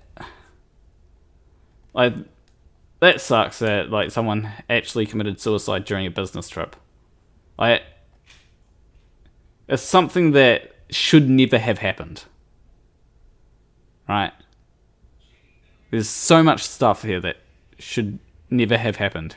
Delay asks, how is this tolerated by anyone? It's very simple why this is tolerated by people. The reason why this is tolerated by people is simply because people will... It's tolerated because they're working in the games industry.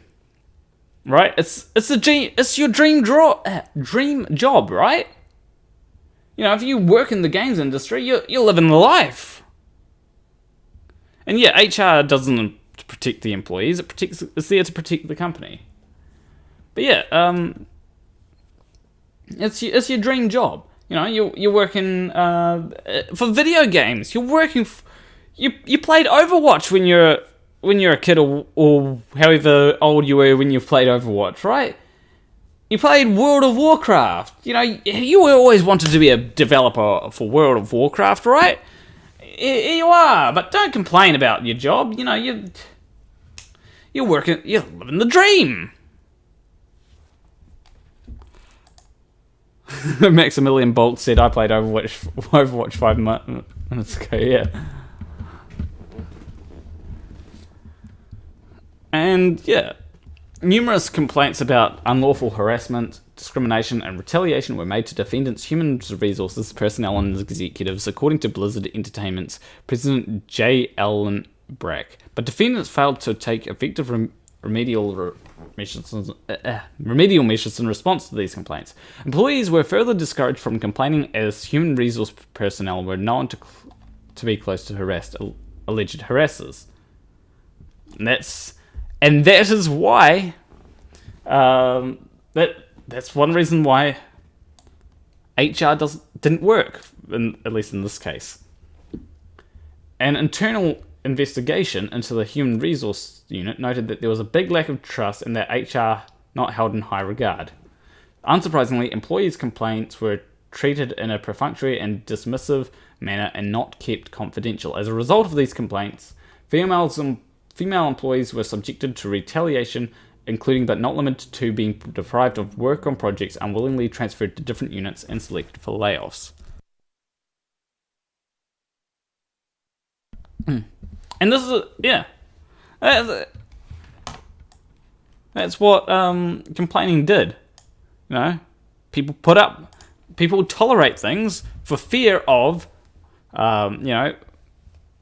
losing your job, being transferred to different units, and all that kind of stuff. People will tolerate things. You got to wonder, like, if there were any females that actually did have sex with their co-workers or management for fear that they would lose their jobs or to get a raise that wouldn't have been given otherwise. You know, you got to wonder, like, if that did happen, because there's probably a person or two that did do that. You know.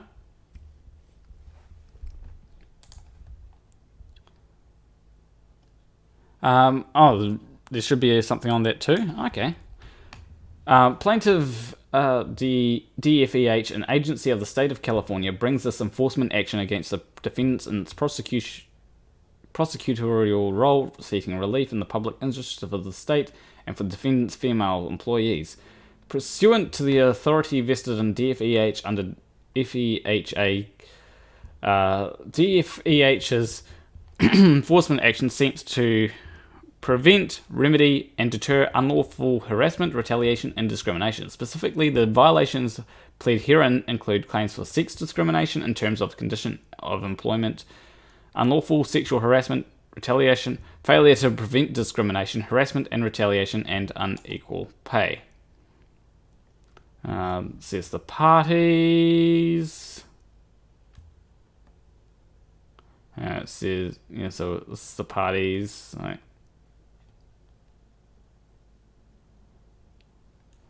Okay, is informed, believes, and alleges that on all relevant times each defendant is or was the director, agent, employee.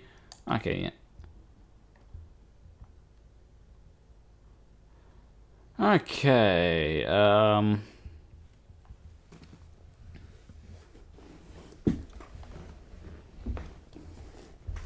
this is... I don't want to get into, like... Okay, factual allegations. Okay. Here we go. DFEH incorporates and realleges all previous allegations as if fully set forth herein. Alright, sex discrimination, pay, assignment, promotion, termination, and constructive discharge.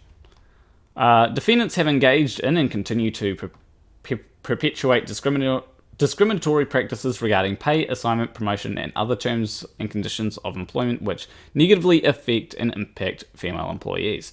These discriminatory practices began at hire when women were offered lower compensation and less lucrative job assignments and opportunities than their male counterparts. Defendants paid female employees significantly less in starting pay than their male counterparts at hire.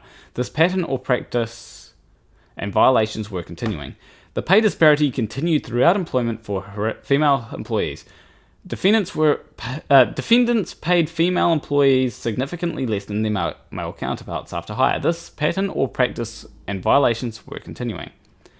Women were also afforded less stock and incentive for pay opportunities. Female employees were overwhelmingly assigned into lower grades / levels without stock and incentive pay opportunities or less opportunities. Female employees also received less stock and incentive compensation than male employees. This pattern or practice and violations were continuing.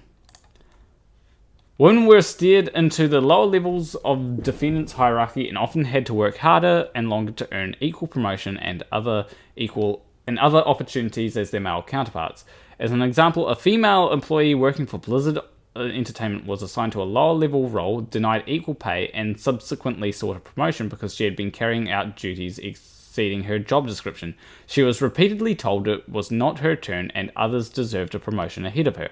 Ultimately, the employee was promoted after 3 years while her male counterpart was promoted within a year of his hire despite having started several months after her.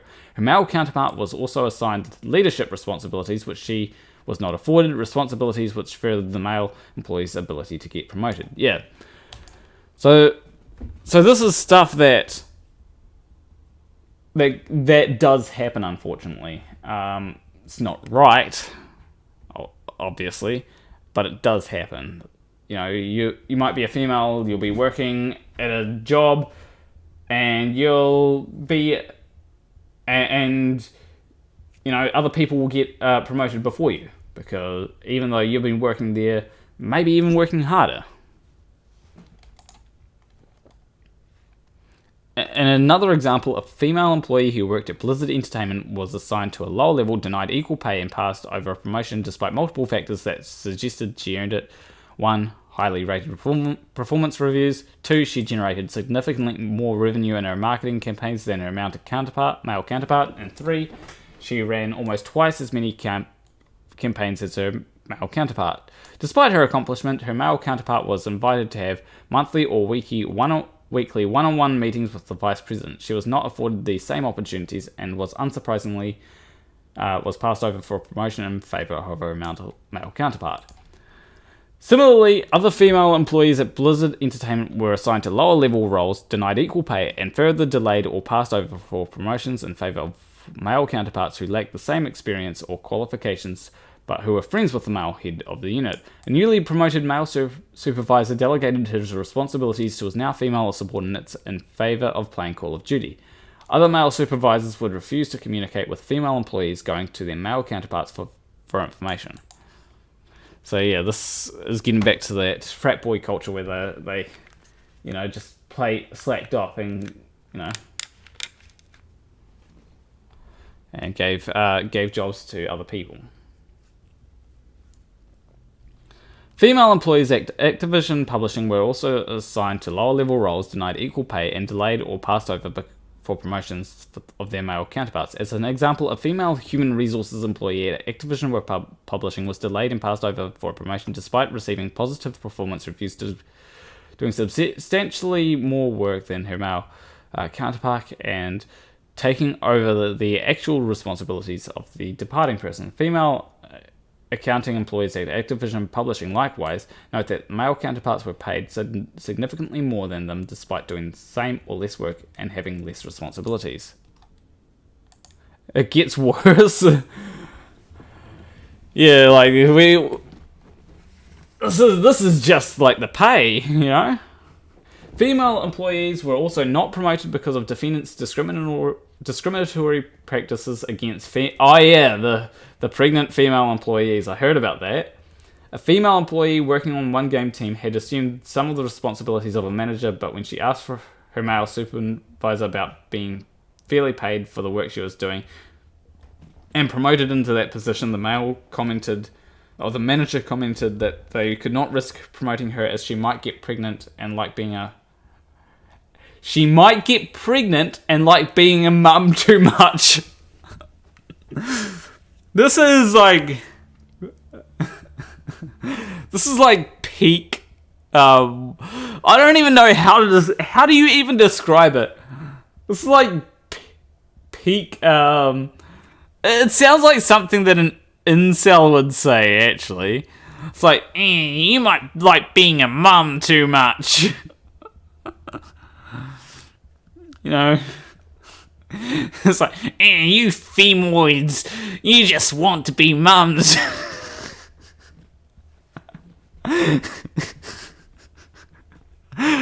Oh, how is this real? How is this real? In general, female employees were further treated negatively due to their pregnancies. Supervisors ignored medical restrictions given to female employees and gave them negative evaluations while they were out on maternity leave. Other female employees reported that they were criticized for leaving to pick up their children from daycare, while their male counterparts were playing video games, and female employees were kicked out of lactation rooms so employees could use them for meetings. Okay, so much for the whole thing over here. Like, what was it? Said something about where was it? Said something about it didn't have locks. Oh, I thought it did have locks. I thought it said that they had locks, but no, it didn't have locks. I swear I have some slight dyslexia. I can read, but it's sometimes things get mixed up. Anywho,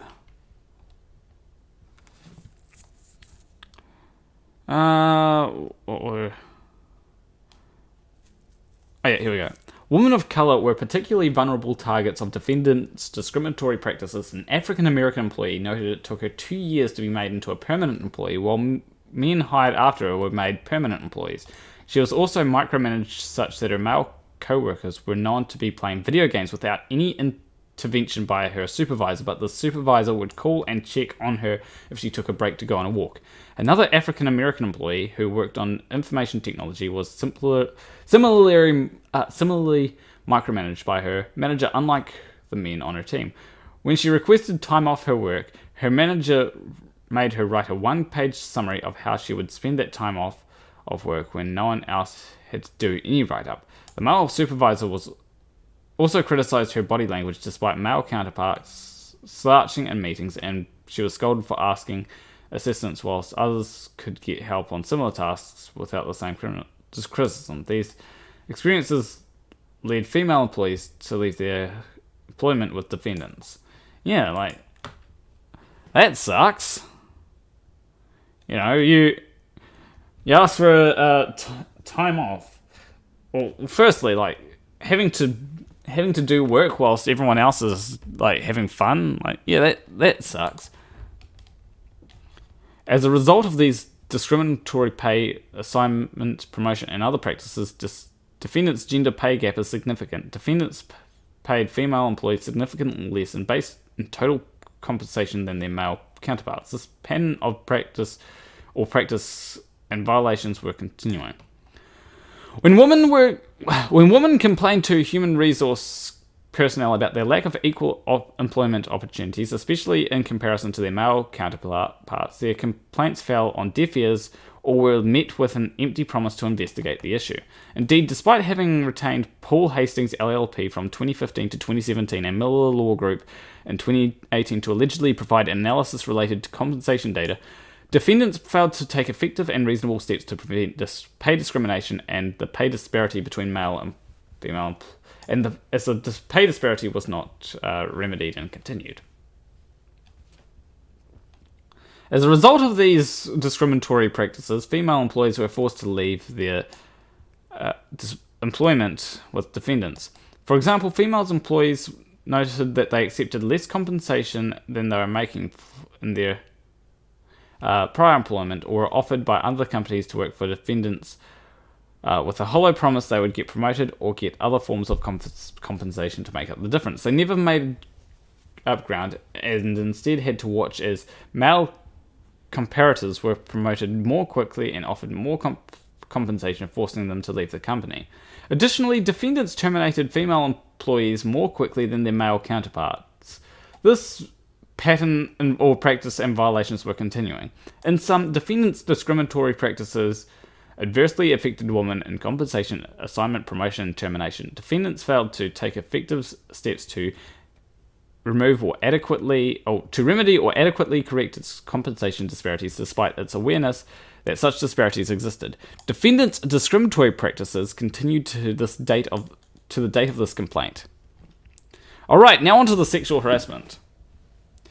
Yeah, like when it comes to the other stuff, like the unequal pay, like that's bad. But I think what got this headlines was the sexual harassment. I think if there wasn't the whole sexual harassment stuff, I think that this would have just been, so what? I feel like that's what a lot of people would have reacted like. It's like, females get paid less, so what? Whereas the sexual harassment was, it's like, yeah, it's bad. Alright, here we go. Female employees almost universally confirmed that working for the defendants was akin to working in a frat house, which invariably involved male employees drinking and subjecting females to sexual harassment with no repercussion. Cube crawls in defendants' offices were common, and male employees proudly came into work hungover. Similarly, male employees would play video games during work, engage in banter about their sexual encounters, talk openly about female bodies, and made numerous jokes about rape. As a product of this frat boy culture, women were subjected to numerous sexual comments and advances, groping and unwanted physical touching, and other forms of harassment. A female employee noted that random male employees would approach her on defendant's worksite and comment on her breasts. Female employees working for the World of Warcraft team noted that male employees and supervisors would hit on them, make derogatory comments about rape, and otherwise engage in demeaning behavior. This behavior was known to supervisors and indeed encouraged by them, including a male supervisor openly encouraging a male subordinate to buy a prostitute to cure his bad mood. Jesus Christ. And a blatant example of defendant's refusal to deal with her harasser because of his seniority position, Alex Afrasiabi, the former senior creative director of World of Warcraft at Blizzard Entertainment, was permitted to engage in blatant sexual harassment with little to no repercussions. During a company event, Afrasiabi would hit on his female employees, telling him he wanted to marry them, and tempted to kiss them, and putting his arms around them. This was in plain view of other male employees, including supervisors, who had to intervene and pull him off female employees. Ephrasia B was known to engage in harassment of females that his suite was nicknamed the Was it? I thought it was Bill Cosby. Was it Bill Crosby? Wait, is it Crosby or Cosby? Bill... It's Cosby, isn't it? I'm sure it's yeah, it says Cosby, American comedian. They spelled Bill Cosby's name wrong.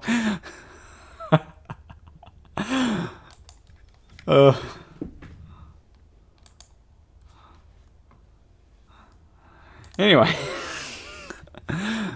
a bit of a fail there on the part of the plaintiff, but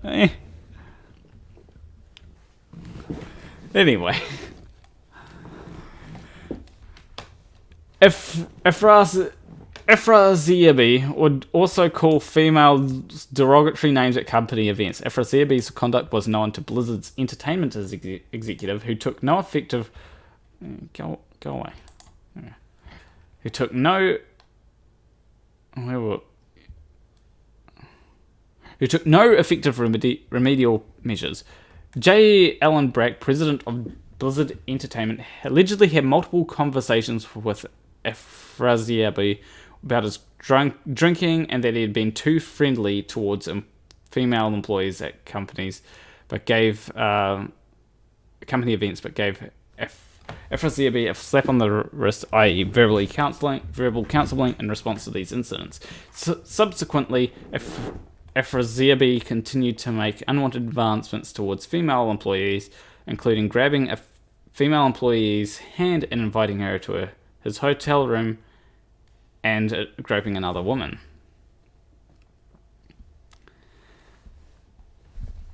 It's not a Mandela moment, it's it's just them misspelling it. It is Cosby. Well, I searched it up, it's definitely Cosby. Unless Google's wrong. In a tragic example of the harassment that defendants allowed to fester in their offices, a female employee committed suicide while on a company trip due to a sexual relationship that she had been having with a male. Oh, so there was actually sexual stuff happening there. The male supervisor was found by police to have bought a butt plug and lubricant on this business trip. Another employee confirmed that the deceased female may have been suffering from other sexual harassment at work prior to her death. Specifically at a holiday party before her death, the male co-workers were alleged to be passing around a picture of the deceased. Holy shit. You're like, don't... Here's the thing. Like, don't share other people's nudes. Right? Just don't do it. It's really it's really disrespectful. Like if it's someone who's put their nudes out on the internet for free and they have done it like on their own like Pornhub or social media, then fine. But if it's them, like saying, I'm going to send your nudes to you because I want to do that. Don't send it to people. That one was in Activision Publishing though, not Blizzard Entertainment. Okay, yeah, still bad. Okay. Retaliation and defendants' failure to prevent discrimination, harassment, and retaliation. The problems of harassment and discrimination extended to and at a minimum were known by those at the top. Defendants' former chief technology officer was observed by employees groping inebriated female employees at company events and were known for making hiring decisions based on female applicants' looks.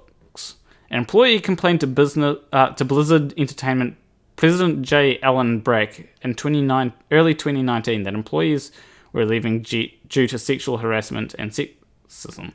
Specifically, this employee noted that women on the Battle.net team were subjected to disparaging comments, the environment was akin to working in a frat house, and that women who were not huge gamers or core gamers and not into the party scene were excluded and treated as outsiders.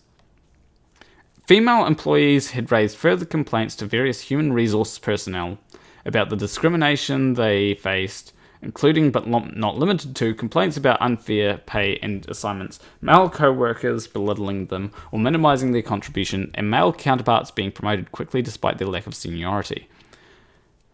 Similarly, female employees also complained about the harassment they suffered, including that male co-workers groped them, that male supervisors asked them on dates, or other unwanted harassment. Defendants failed to take responsible action in responses to these complaints. Such lack of effective remedial measures was not surprisingly given defendants' own internal investigation to their human resources unit noted that there was a big lack of trust and that HR not held in high regard. Multiple employees also noticed that their complaints were not kept confidential. One of the things I do have to mention is like this whole thing about not huge gamers or core gamers. Like, I don't think that you should. Like, I like playing video games. Right? I like making video games as well. I wouldn't be considered a huge gamer to some people, right? Despite me often playing games. Like, what was the last game that I played that's not my own? The last game that I would have played would have been Pokemon Go on my mobile. That's not a huge game. If we take PC game, technically it was Jackbox. With a few friends the other night. There was, apart from that, it would have been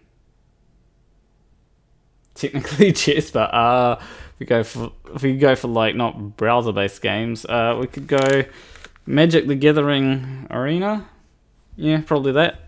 No, Minecraft. What's a really arrogant statement? That I'm not a huge... What was the last game that I played that isn't my... Well, I've got to test my own game. You know? It's kind of something, like, I literally played my own game today, technically. I don't, like, play it as a hobby. That's the thing, like, I don't play my own games as a hobby.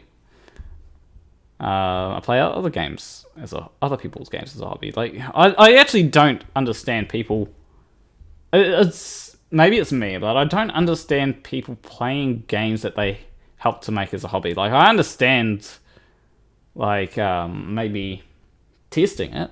Maybe for testing, but I just can't... I find it hard to enjoy playing my own games. I find it much more entertaining, honestly, to watch other people play my games. And see, like, all the tricks that I've put in there to screw them up. Anyway, and then on console it would have been Rocksmith. That was on PlayStation 3. Fun game. That was probably over a week ago, actually.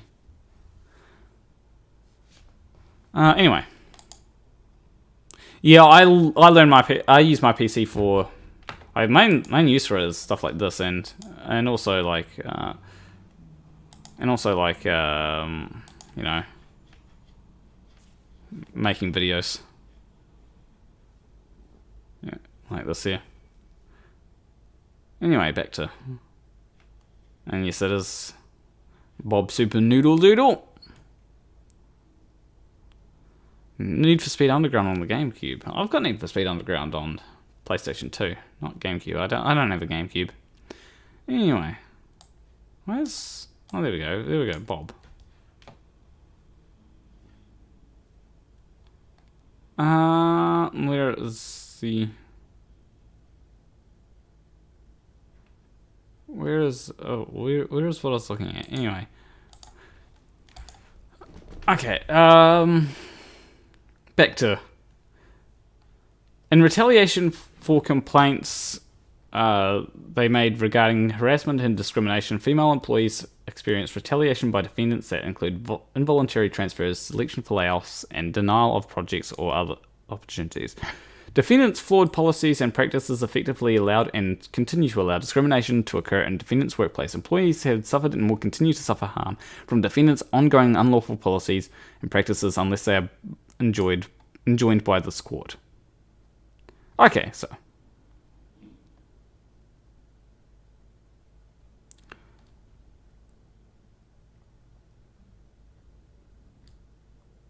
I think this is mostly just going over stuff that we've read before. Basically, yeah, I think this is the main. I think we've been over the main part. But yeah, like. Yeah, this is, like, honestly, like, this is stuff that, like, 2015 wasn't it in 2015, like, I think this had stuff from 2015, wasn't it in 2014, 2015, around that time when all the anti-SJWs were saying, you know, there's no need for feminism, you know, we've solved equal rights. You're all equal, and meanwhile, and they say, oh, there's no such thing as workplace discrimination. Meanwhile, in Activision Blizzard, you know, this stuff needs to be solved, and it's not going to be solved unless... Does anyone remember when the Gillette ad came out? And essentially, everyone got mad because it was saying, you know, hold other guys to account. That's what we need to do, honestly. I think we need to hold not just guys. Like, there are some girls that will engage in this, but it's mostly guys that engage in it. All right, there's probably a few girls, but it's mostly guys. But anyway, need to hold people to account. You know, if a guy is advancing on a woman or making unwanted advancements, you know, and the woman finds that creepy, let him know. Say, hey, look, she's finding you creepy. You know, stop that. So, yeah, we need to essentially... I think it's a culture thing that more than anything. Sure, you know, we can have court cases about it. But if it's not changed culturally, there'll be more court cases and nothing really gets fixed.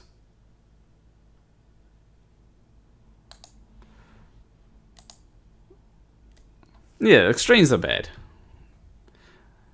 And I need to memorize this name because, like, when people say about the Coca-Cola thing to be less white, who is the person? There's this particular person. Does anyone know the name of that person? Like grifter person that companies hire to?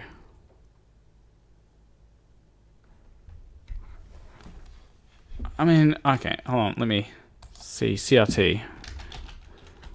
Let me, surely her name will come up, CRT.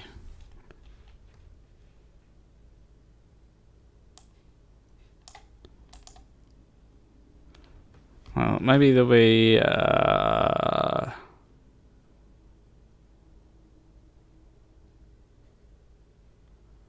it doesn't actually show up when I search. It's not Kimberly Crenshaw. I don't think it is.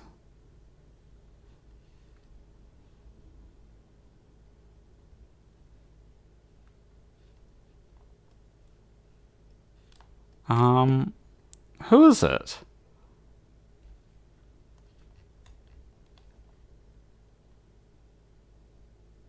Someone. There is someone that...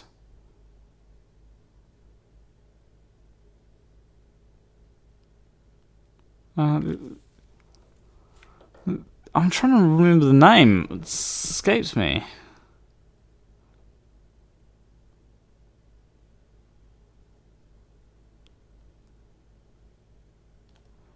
Maybe the list of scholars will... Derek Bell, Patricia J. Williams, Kimberly Crenshaw, Kamara Jones, Angela Harris, Charles Lawrence, Alan Freeman, Neil Connell, Robert Williams, Ian Lopez.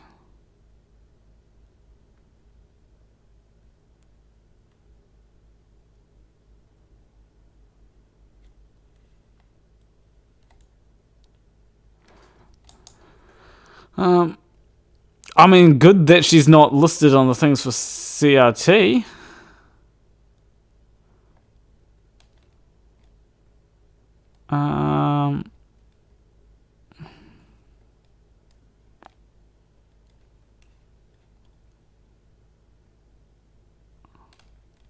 I'm trying to... Does anyone in chat know? Like, hold on, let me check chat to see if anyone in there knows. Like, she wrote a book.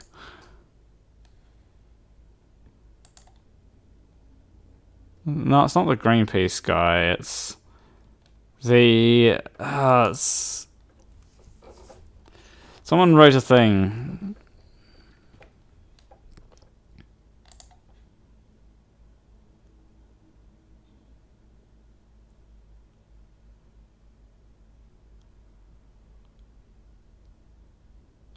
Oh!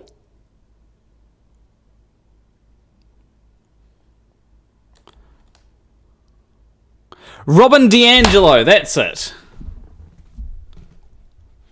I found it. I found it by finding a book called finding a thing to a book called White Fragility. Yeah, Robin DiAngelo.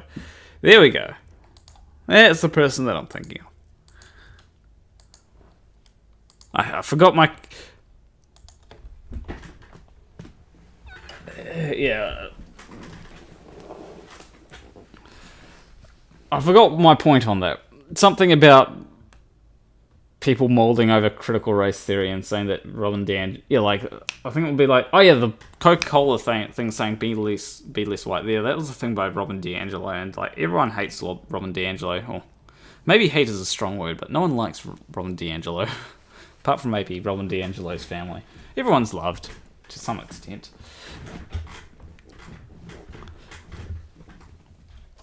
Anyway, anyone want to play chess? Let's have a game of chess. Like,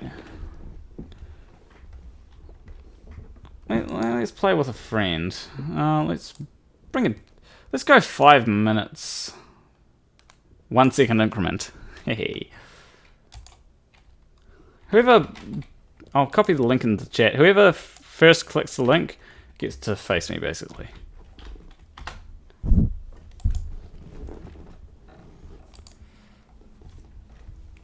It's a blitz game. 5 minutes blitz. I want to play some chess against someone. What the increment essentially gives you, so 1 second increment gives you 1 second for each move you make. So it gets quite useful when you're getting down to like 1 minute of time. It's like, oh shit, gotta use my... Because otherwise it's like you get down to like 1 minute of time and you're having to make moves faster than you can even think.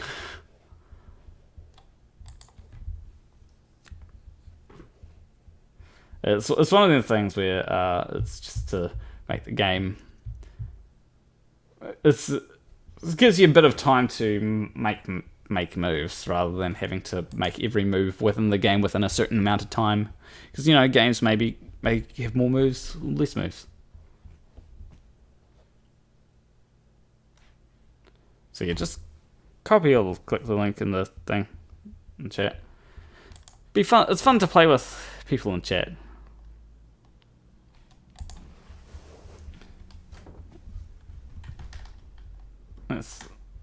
This is the link in case You can't click the link in the chat. I know that's showing up in the chat, but in case you can't click it, this is a particular link. You can see that, right? Everyone can see that.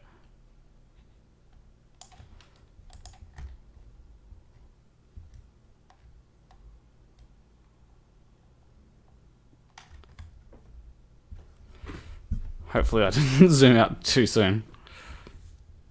I can't play until someone clicks it.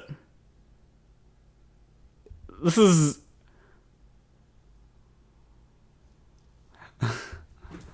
like, surely we've got like someone that's good at chess in the chat that can give me a game. Surely, it's not like I can play it until someone clicks. Like, I click on the link and open another tab. It's like, eh. You can actually play on your phone. It's just you won't be able to have the stream open, unfortunately.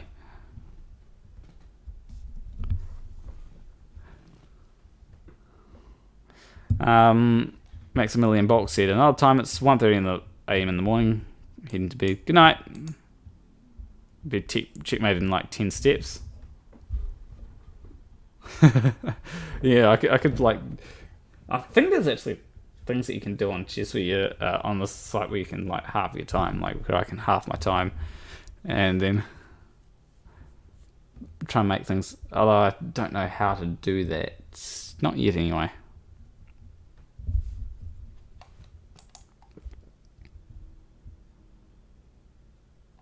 What about Nathan or Boomer from Blackrod?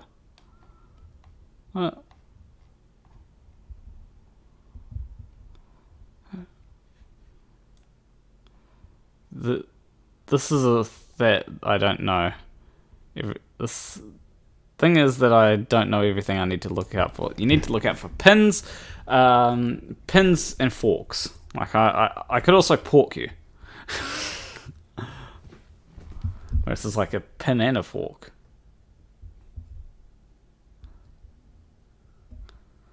Oh. You struggle with understanding and predicting humans. Yeah, it's one of them complicated games, which is quite complicated. Okay, Boomer from Blackrod says, I've changed my internet plans and saved $35 a month and latency down from 660 milliseconds to 30 milliseconds. I can insult peeps 20 times faster. Yippee! Yeah, you haven't got the time? Ah, that sucks. Yeah, I don't know how humans work.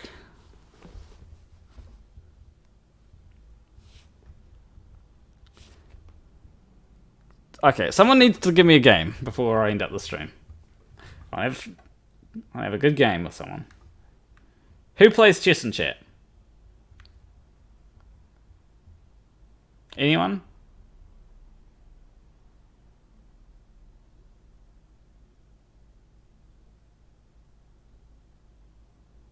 No one plays chess? Surely there's someone that plays chess. I can play Boncloud if you really want me to. Boncloud Boatier's Gambit.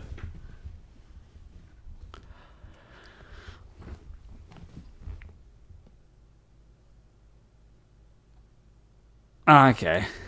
Take care, Boomer from Blackrod.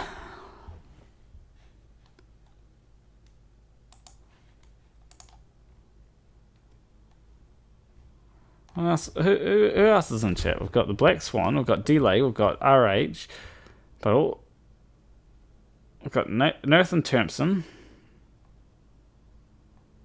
What about real name? I'm calling everyone out in chat that could possibly play chess.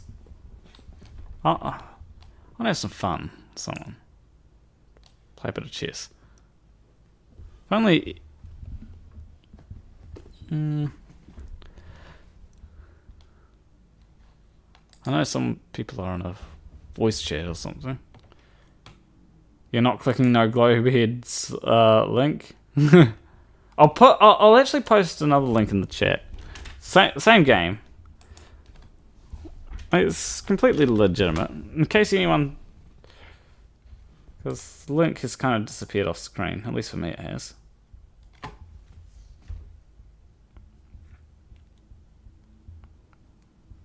That way people can, you know, play me in the game. Wait, did that link show up? Oh, there we go. Yeah, it did. I should probably open this, that way I can see. Come on, someone, give me a game. It'll be fun. Alright, last week we... Okay, take your Black Swan.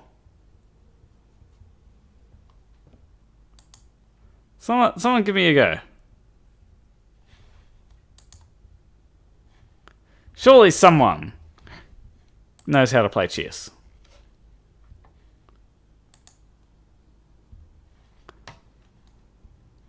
I'll send it to a friend. Maybe they'll play. Maybe they'll...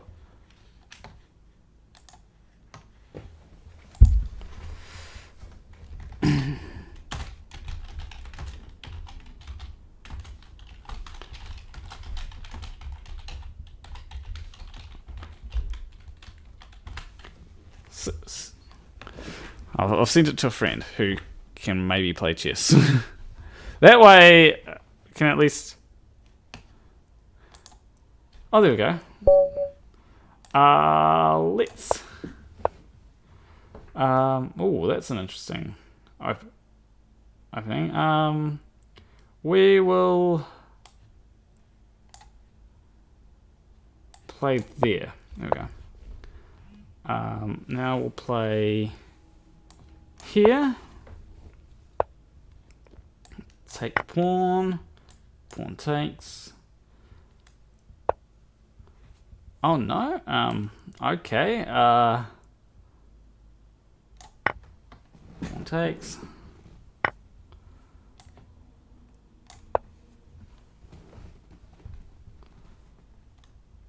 Develop a piece. We need to... Oh, that. Thank you. Check.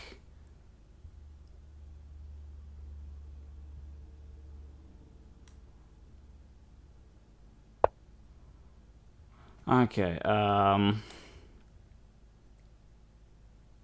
check. Got to go there or there. Okay, that's another move that you can do. There. Oh, I have a really good... Oh, I have a really good move.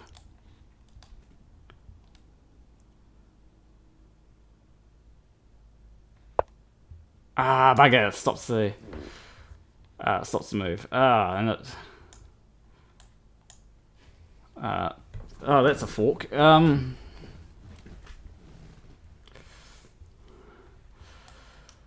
Okay. We can go. We can. Let's. Oh.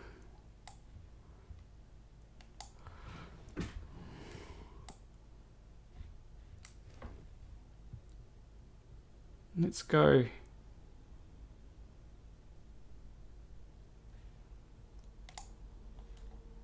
Hold on, let me think. If I go here, can I move to...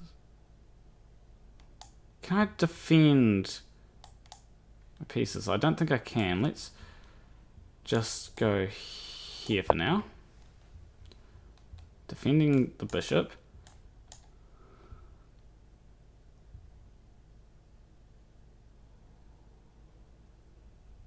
If takes... Okay.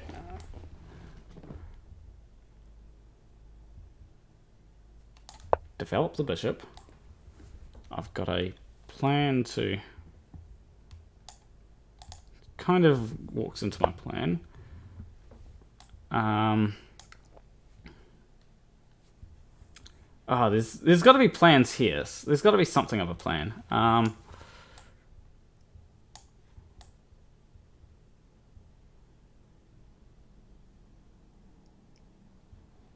Let's bring the bishop back.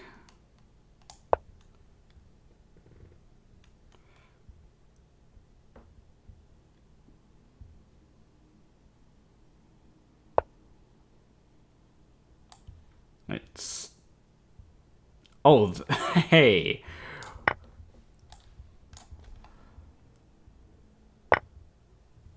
Oh, that was another chick.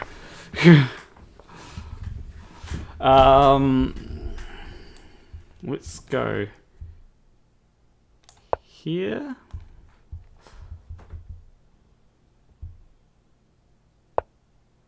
There,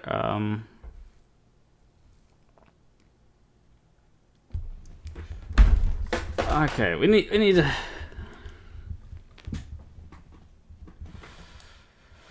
Okay, let's go here. There's a lot of pressure on the king.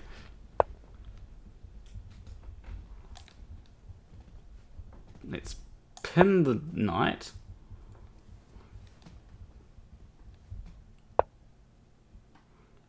Okay, let's castle.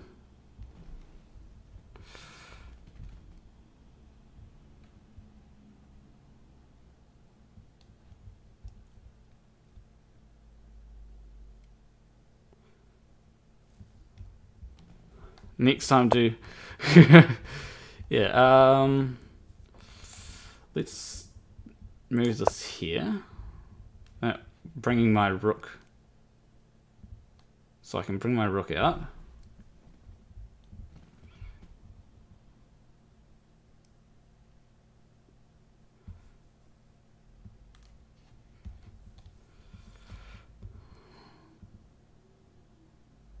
Oh, there's a few ideas here.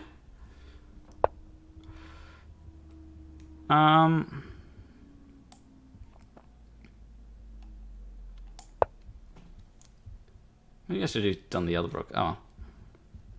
Go maybe here or something? The knight is still pinned for now.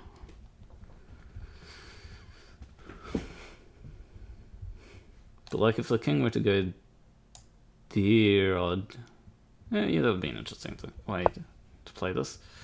Okay, now the knight is unpinned. Alright.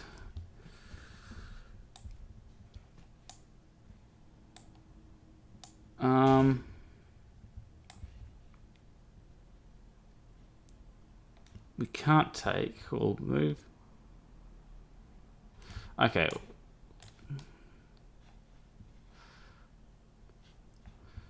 Let's just move here. Attacking the pawn.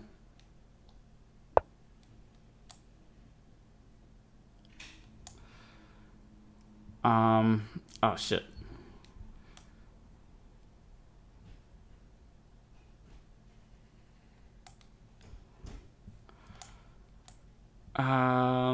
Oh, the knight is pinned again. Hey. Taking the queen.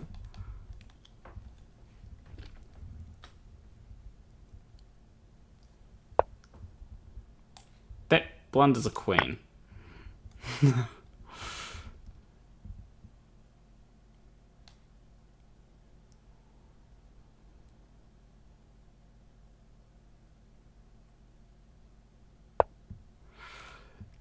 Yeah, that blunders a horsey.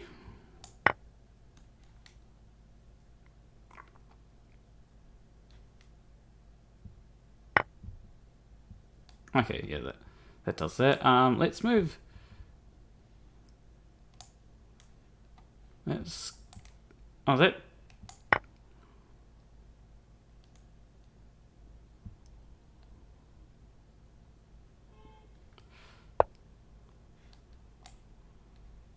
Let's go to here.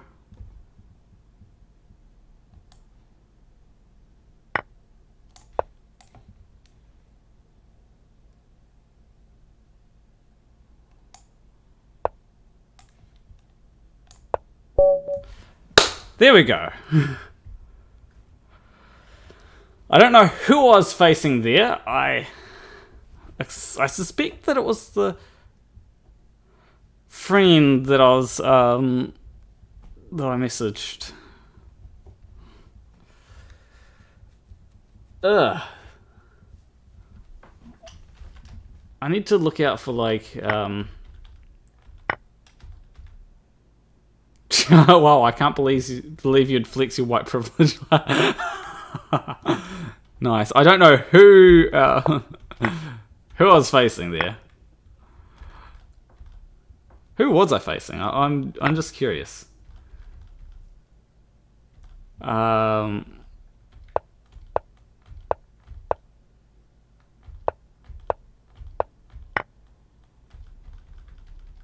Right,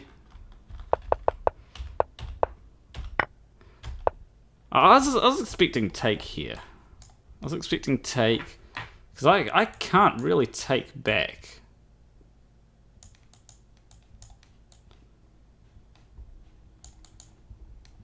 Oh, yeah, I need to work out like a decent opening for like this, because like one of the expected openings is to take another. There is check, right? Then pawn there, then there, then often there. If this advances, you go there. And that. Eventually, you're probably going to lose the pawn there. But yeah. There's a lot of things.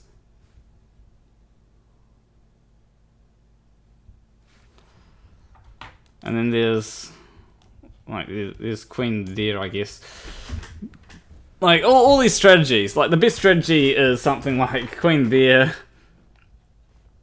Then this pawn come to here, bolster that pawn.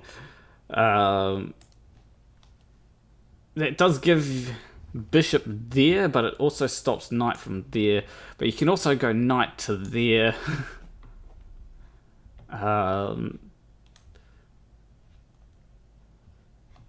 This bishop is probably going to come to here soon.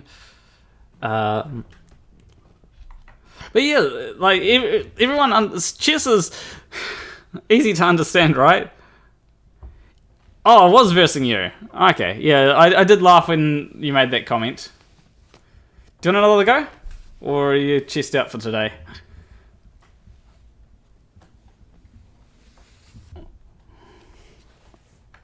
I'll send a rematch if you...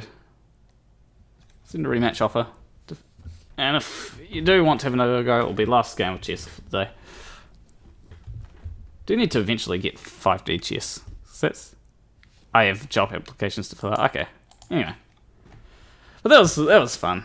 It should be a thing. Like, last thing I do in a stream should just be chess. Need 2 jobs to pay rent. That sucks. You know what we need? We need super capitalism. I'm unironically pushing for super capitalism. All right. We need super capitalism. Because regular capitalism has failed. We need super capitalism.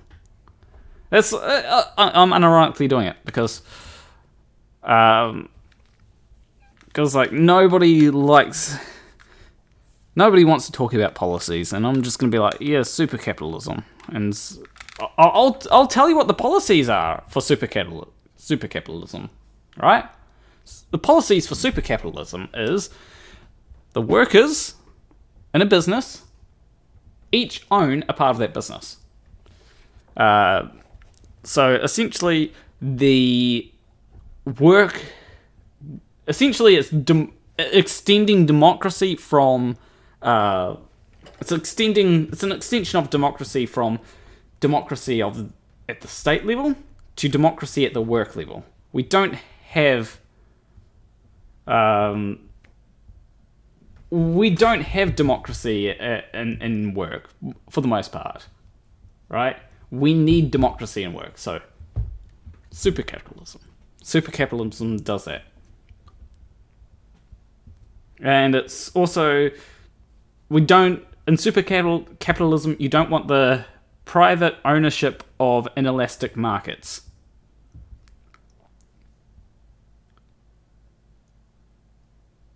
Yeah, done in... I think Fletcher Jones is one of them ones. It's called worker co-ops.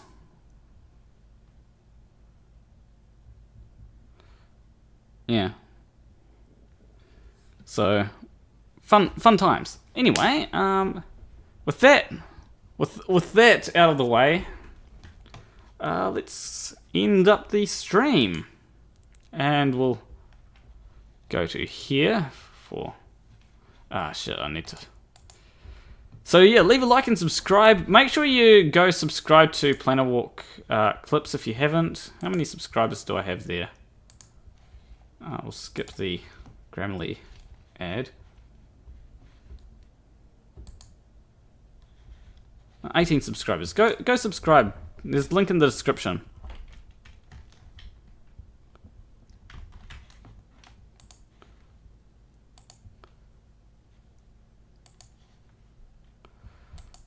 Here we go. But anyway, I will see you in the next stream. Between you and me, thank you for watching. Where is this? Wrong thing. If you're a college student like me, especially.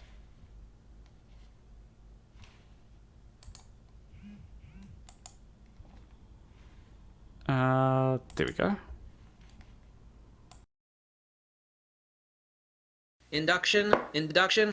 Induction.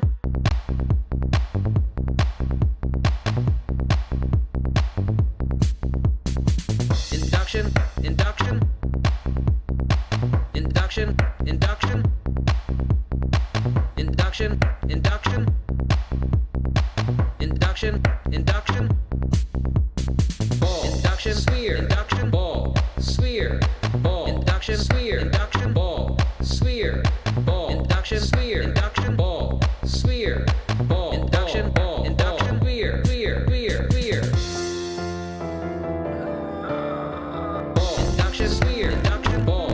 Sphere. Ball. Induction. Sphere. Induction. Ball. Sphere. Ball. Induction. Sphere. Induction. Ball. Sphere. Ball. Induction. Sphere. Induction. Ball. Sphere.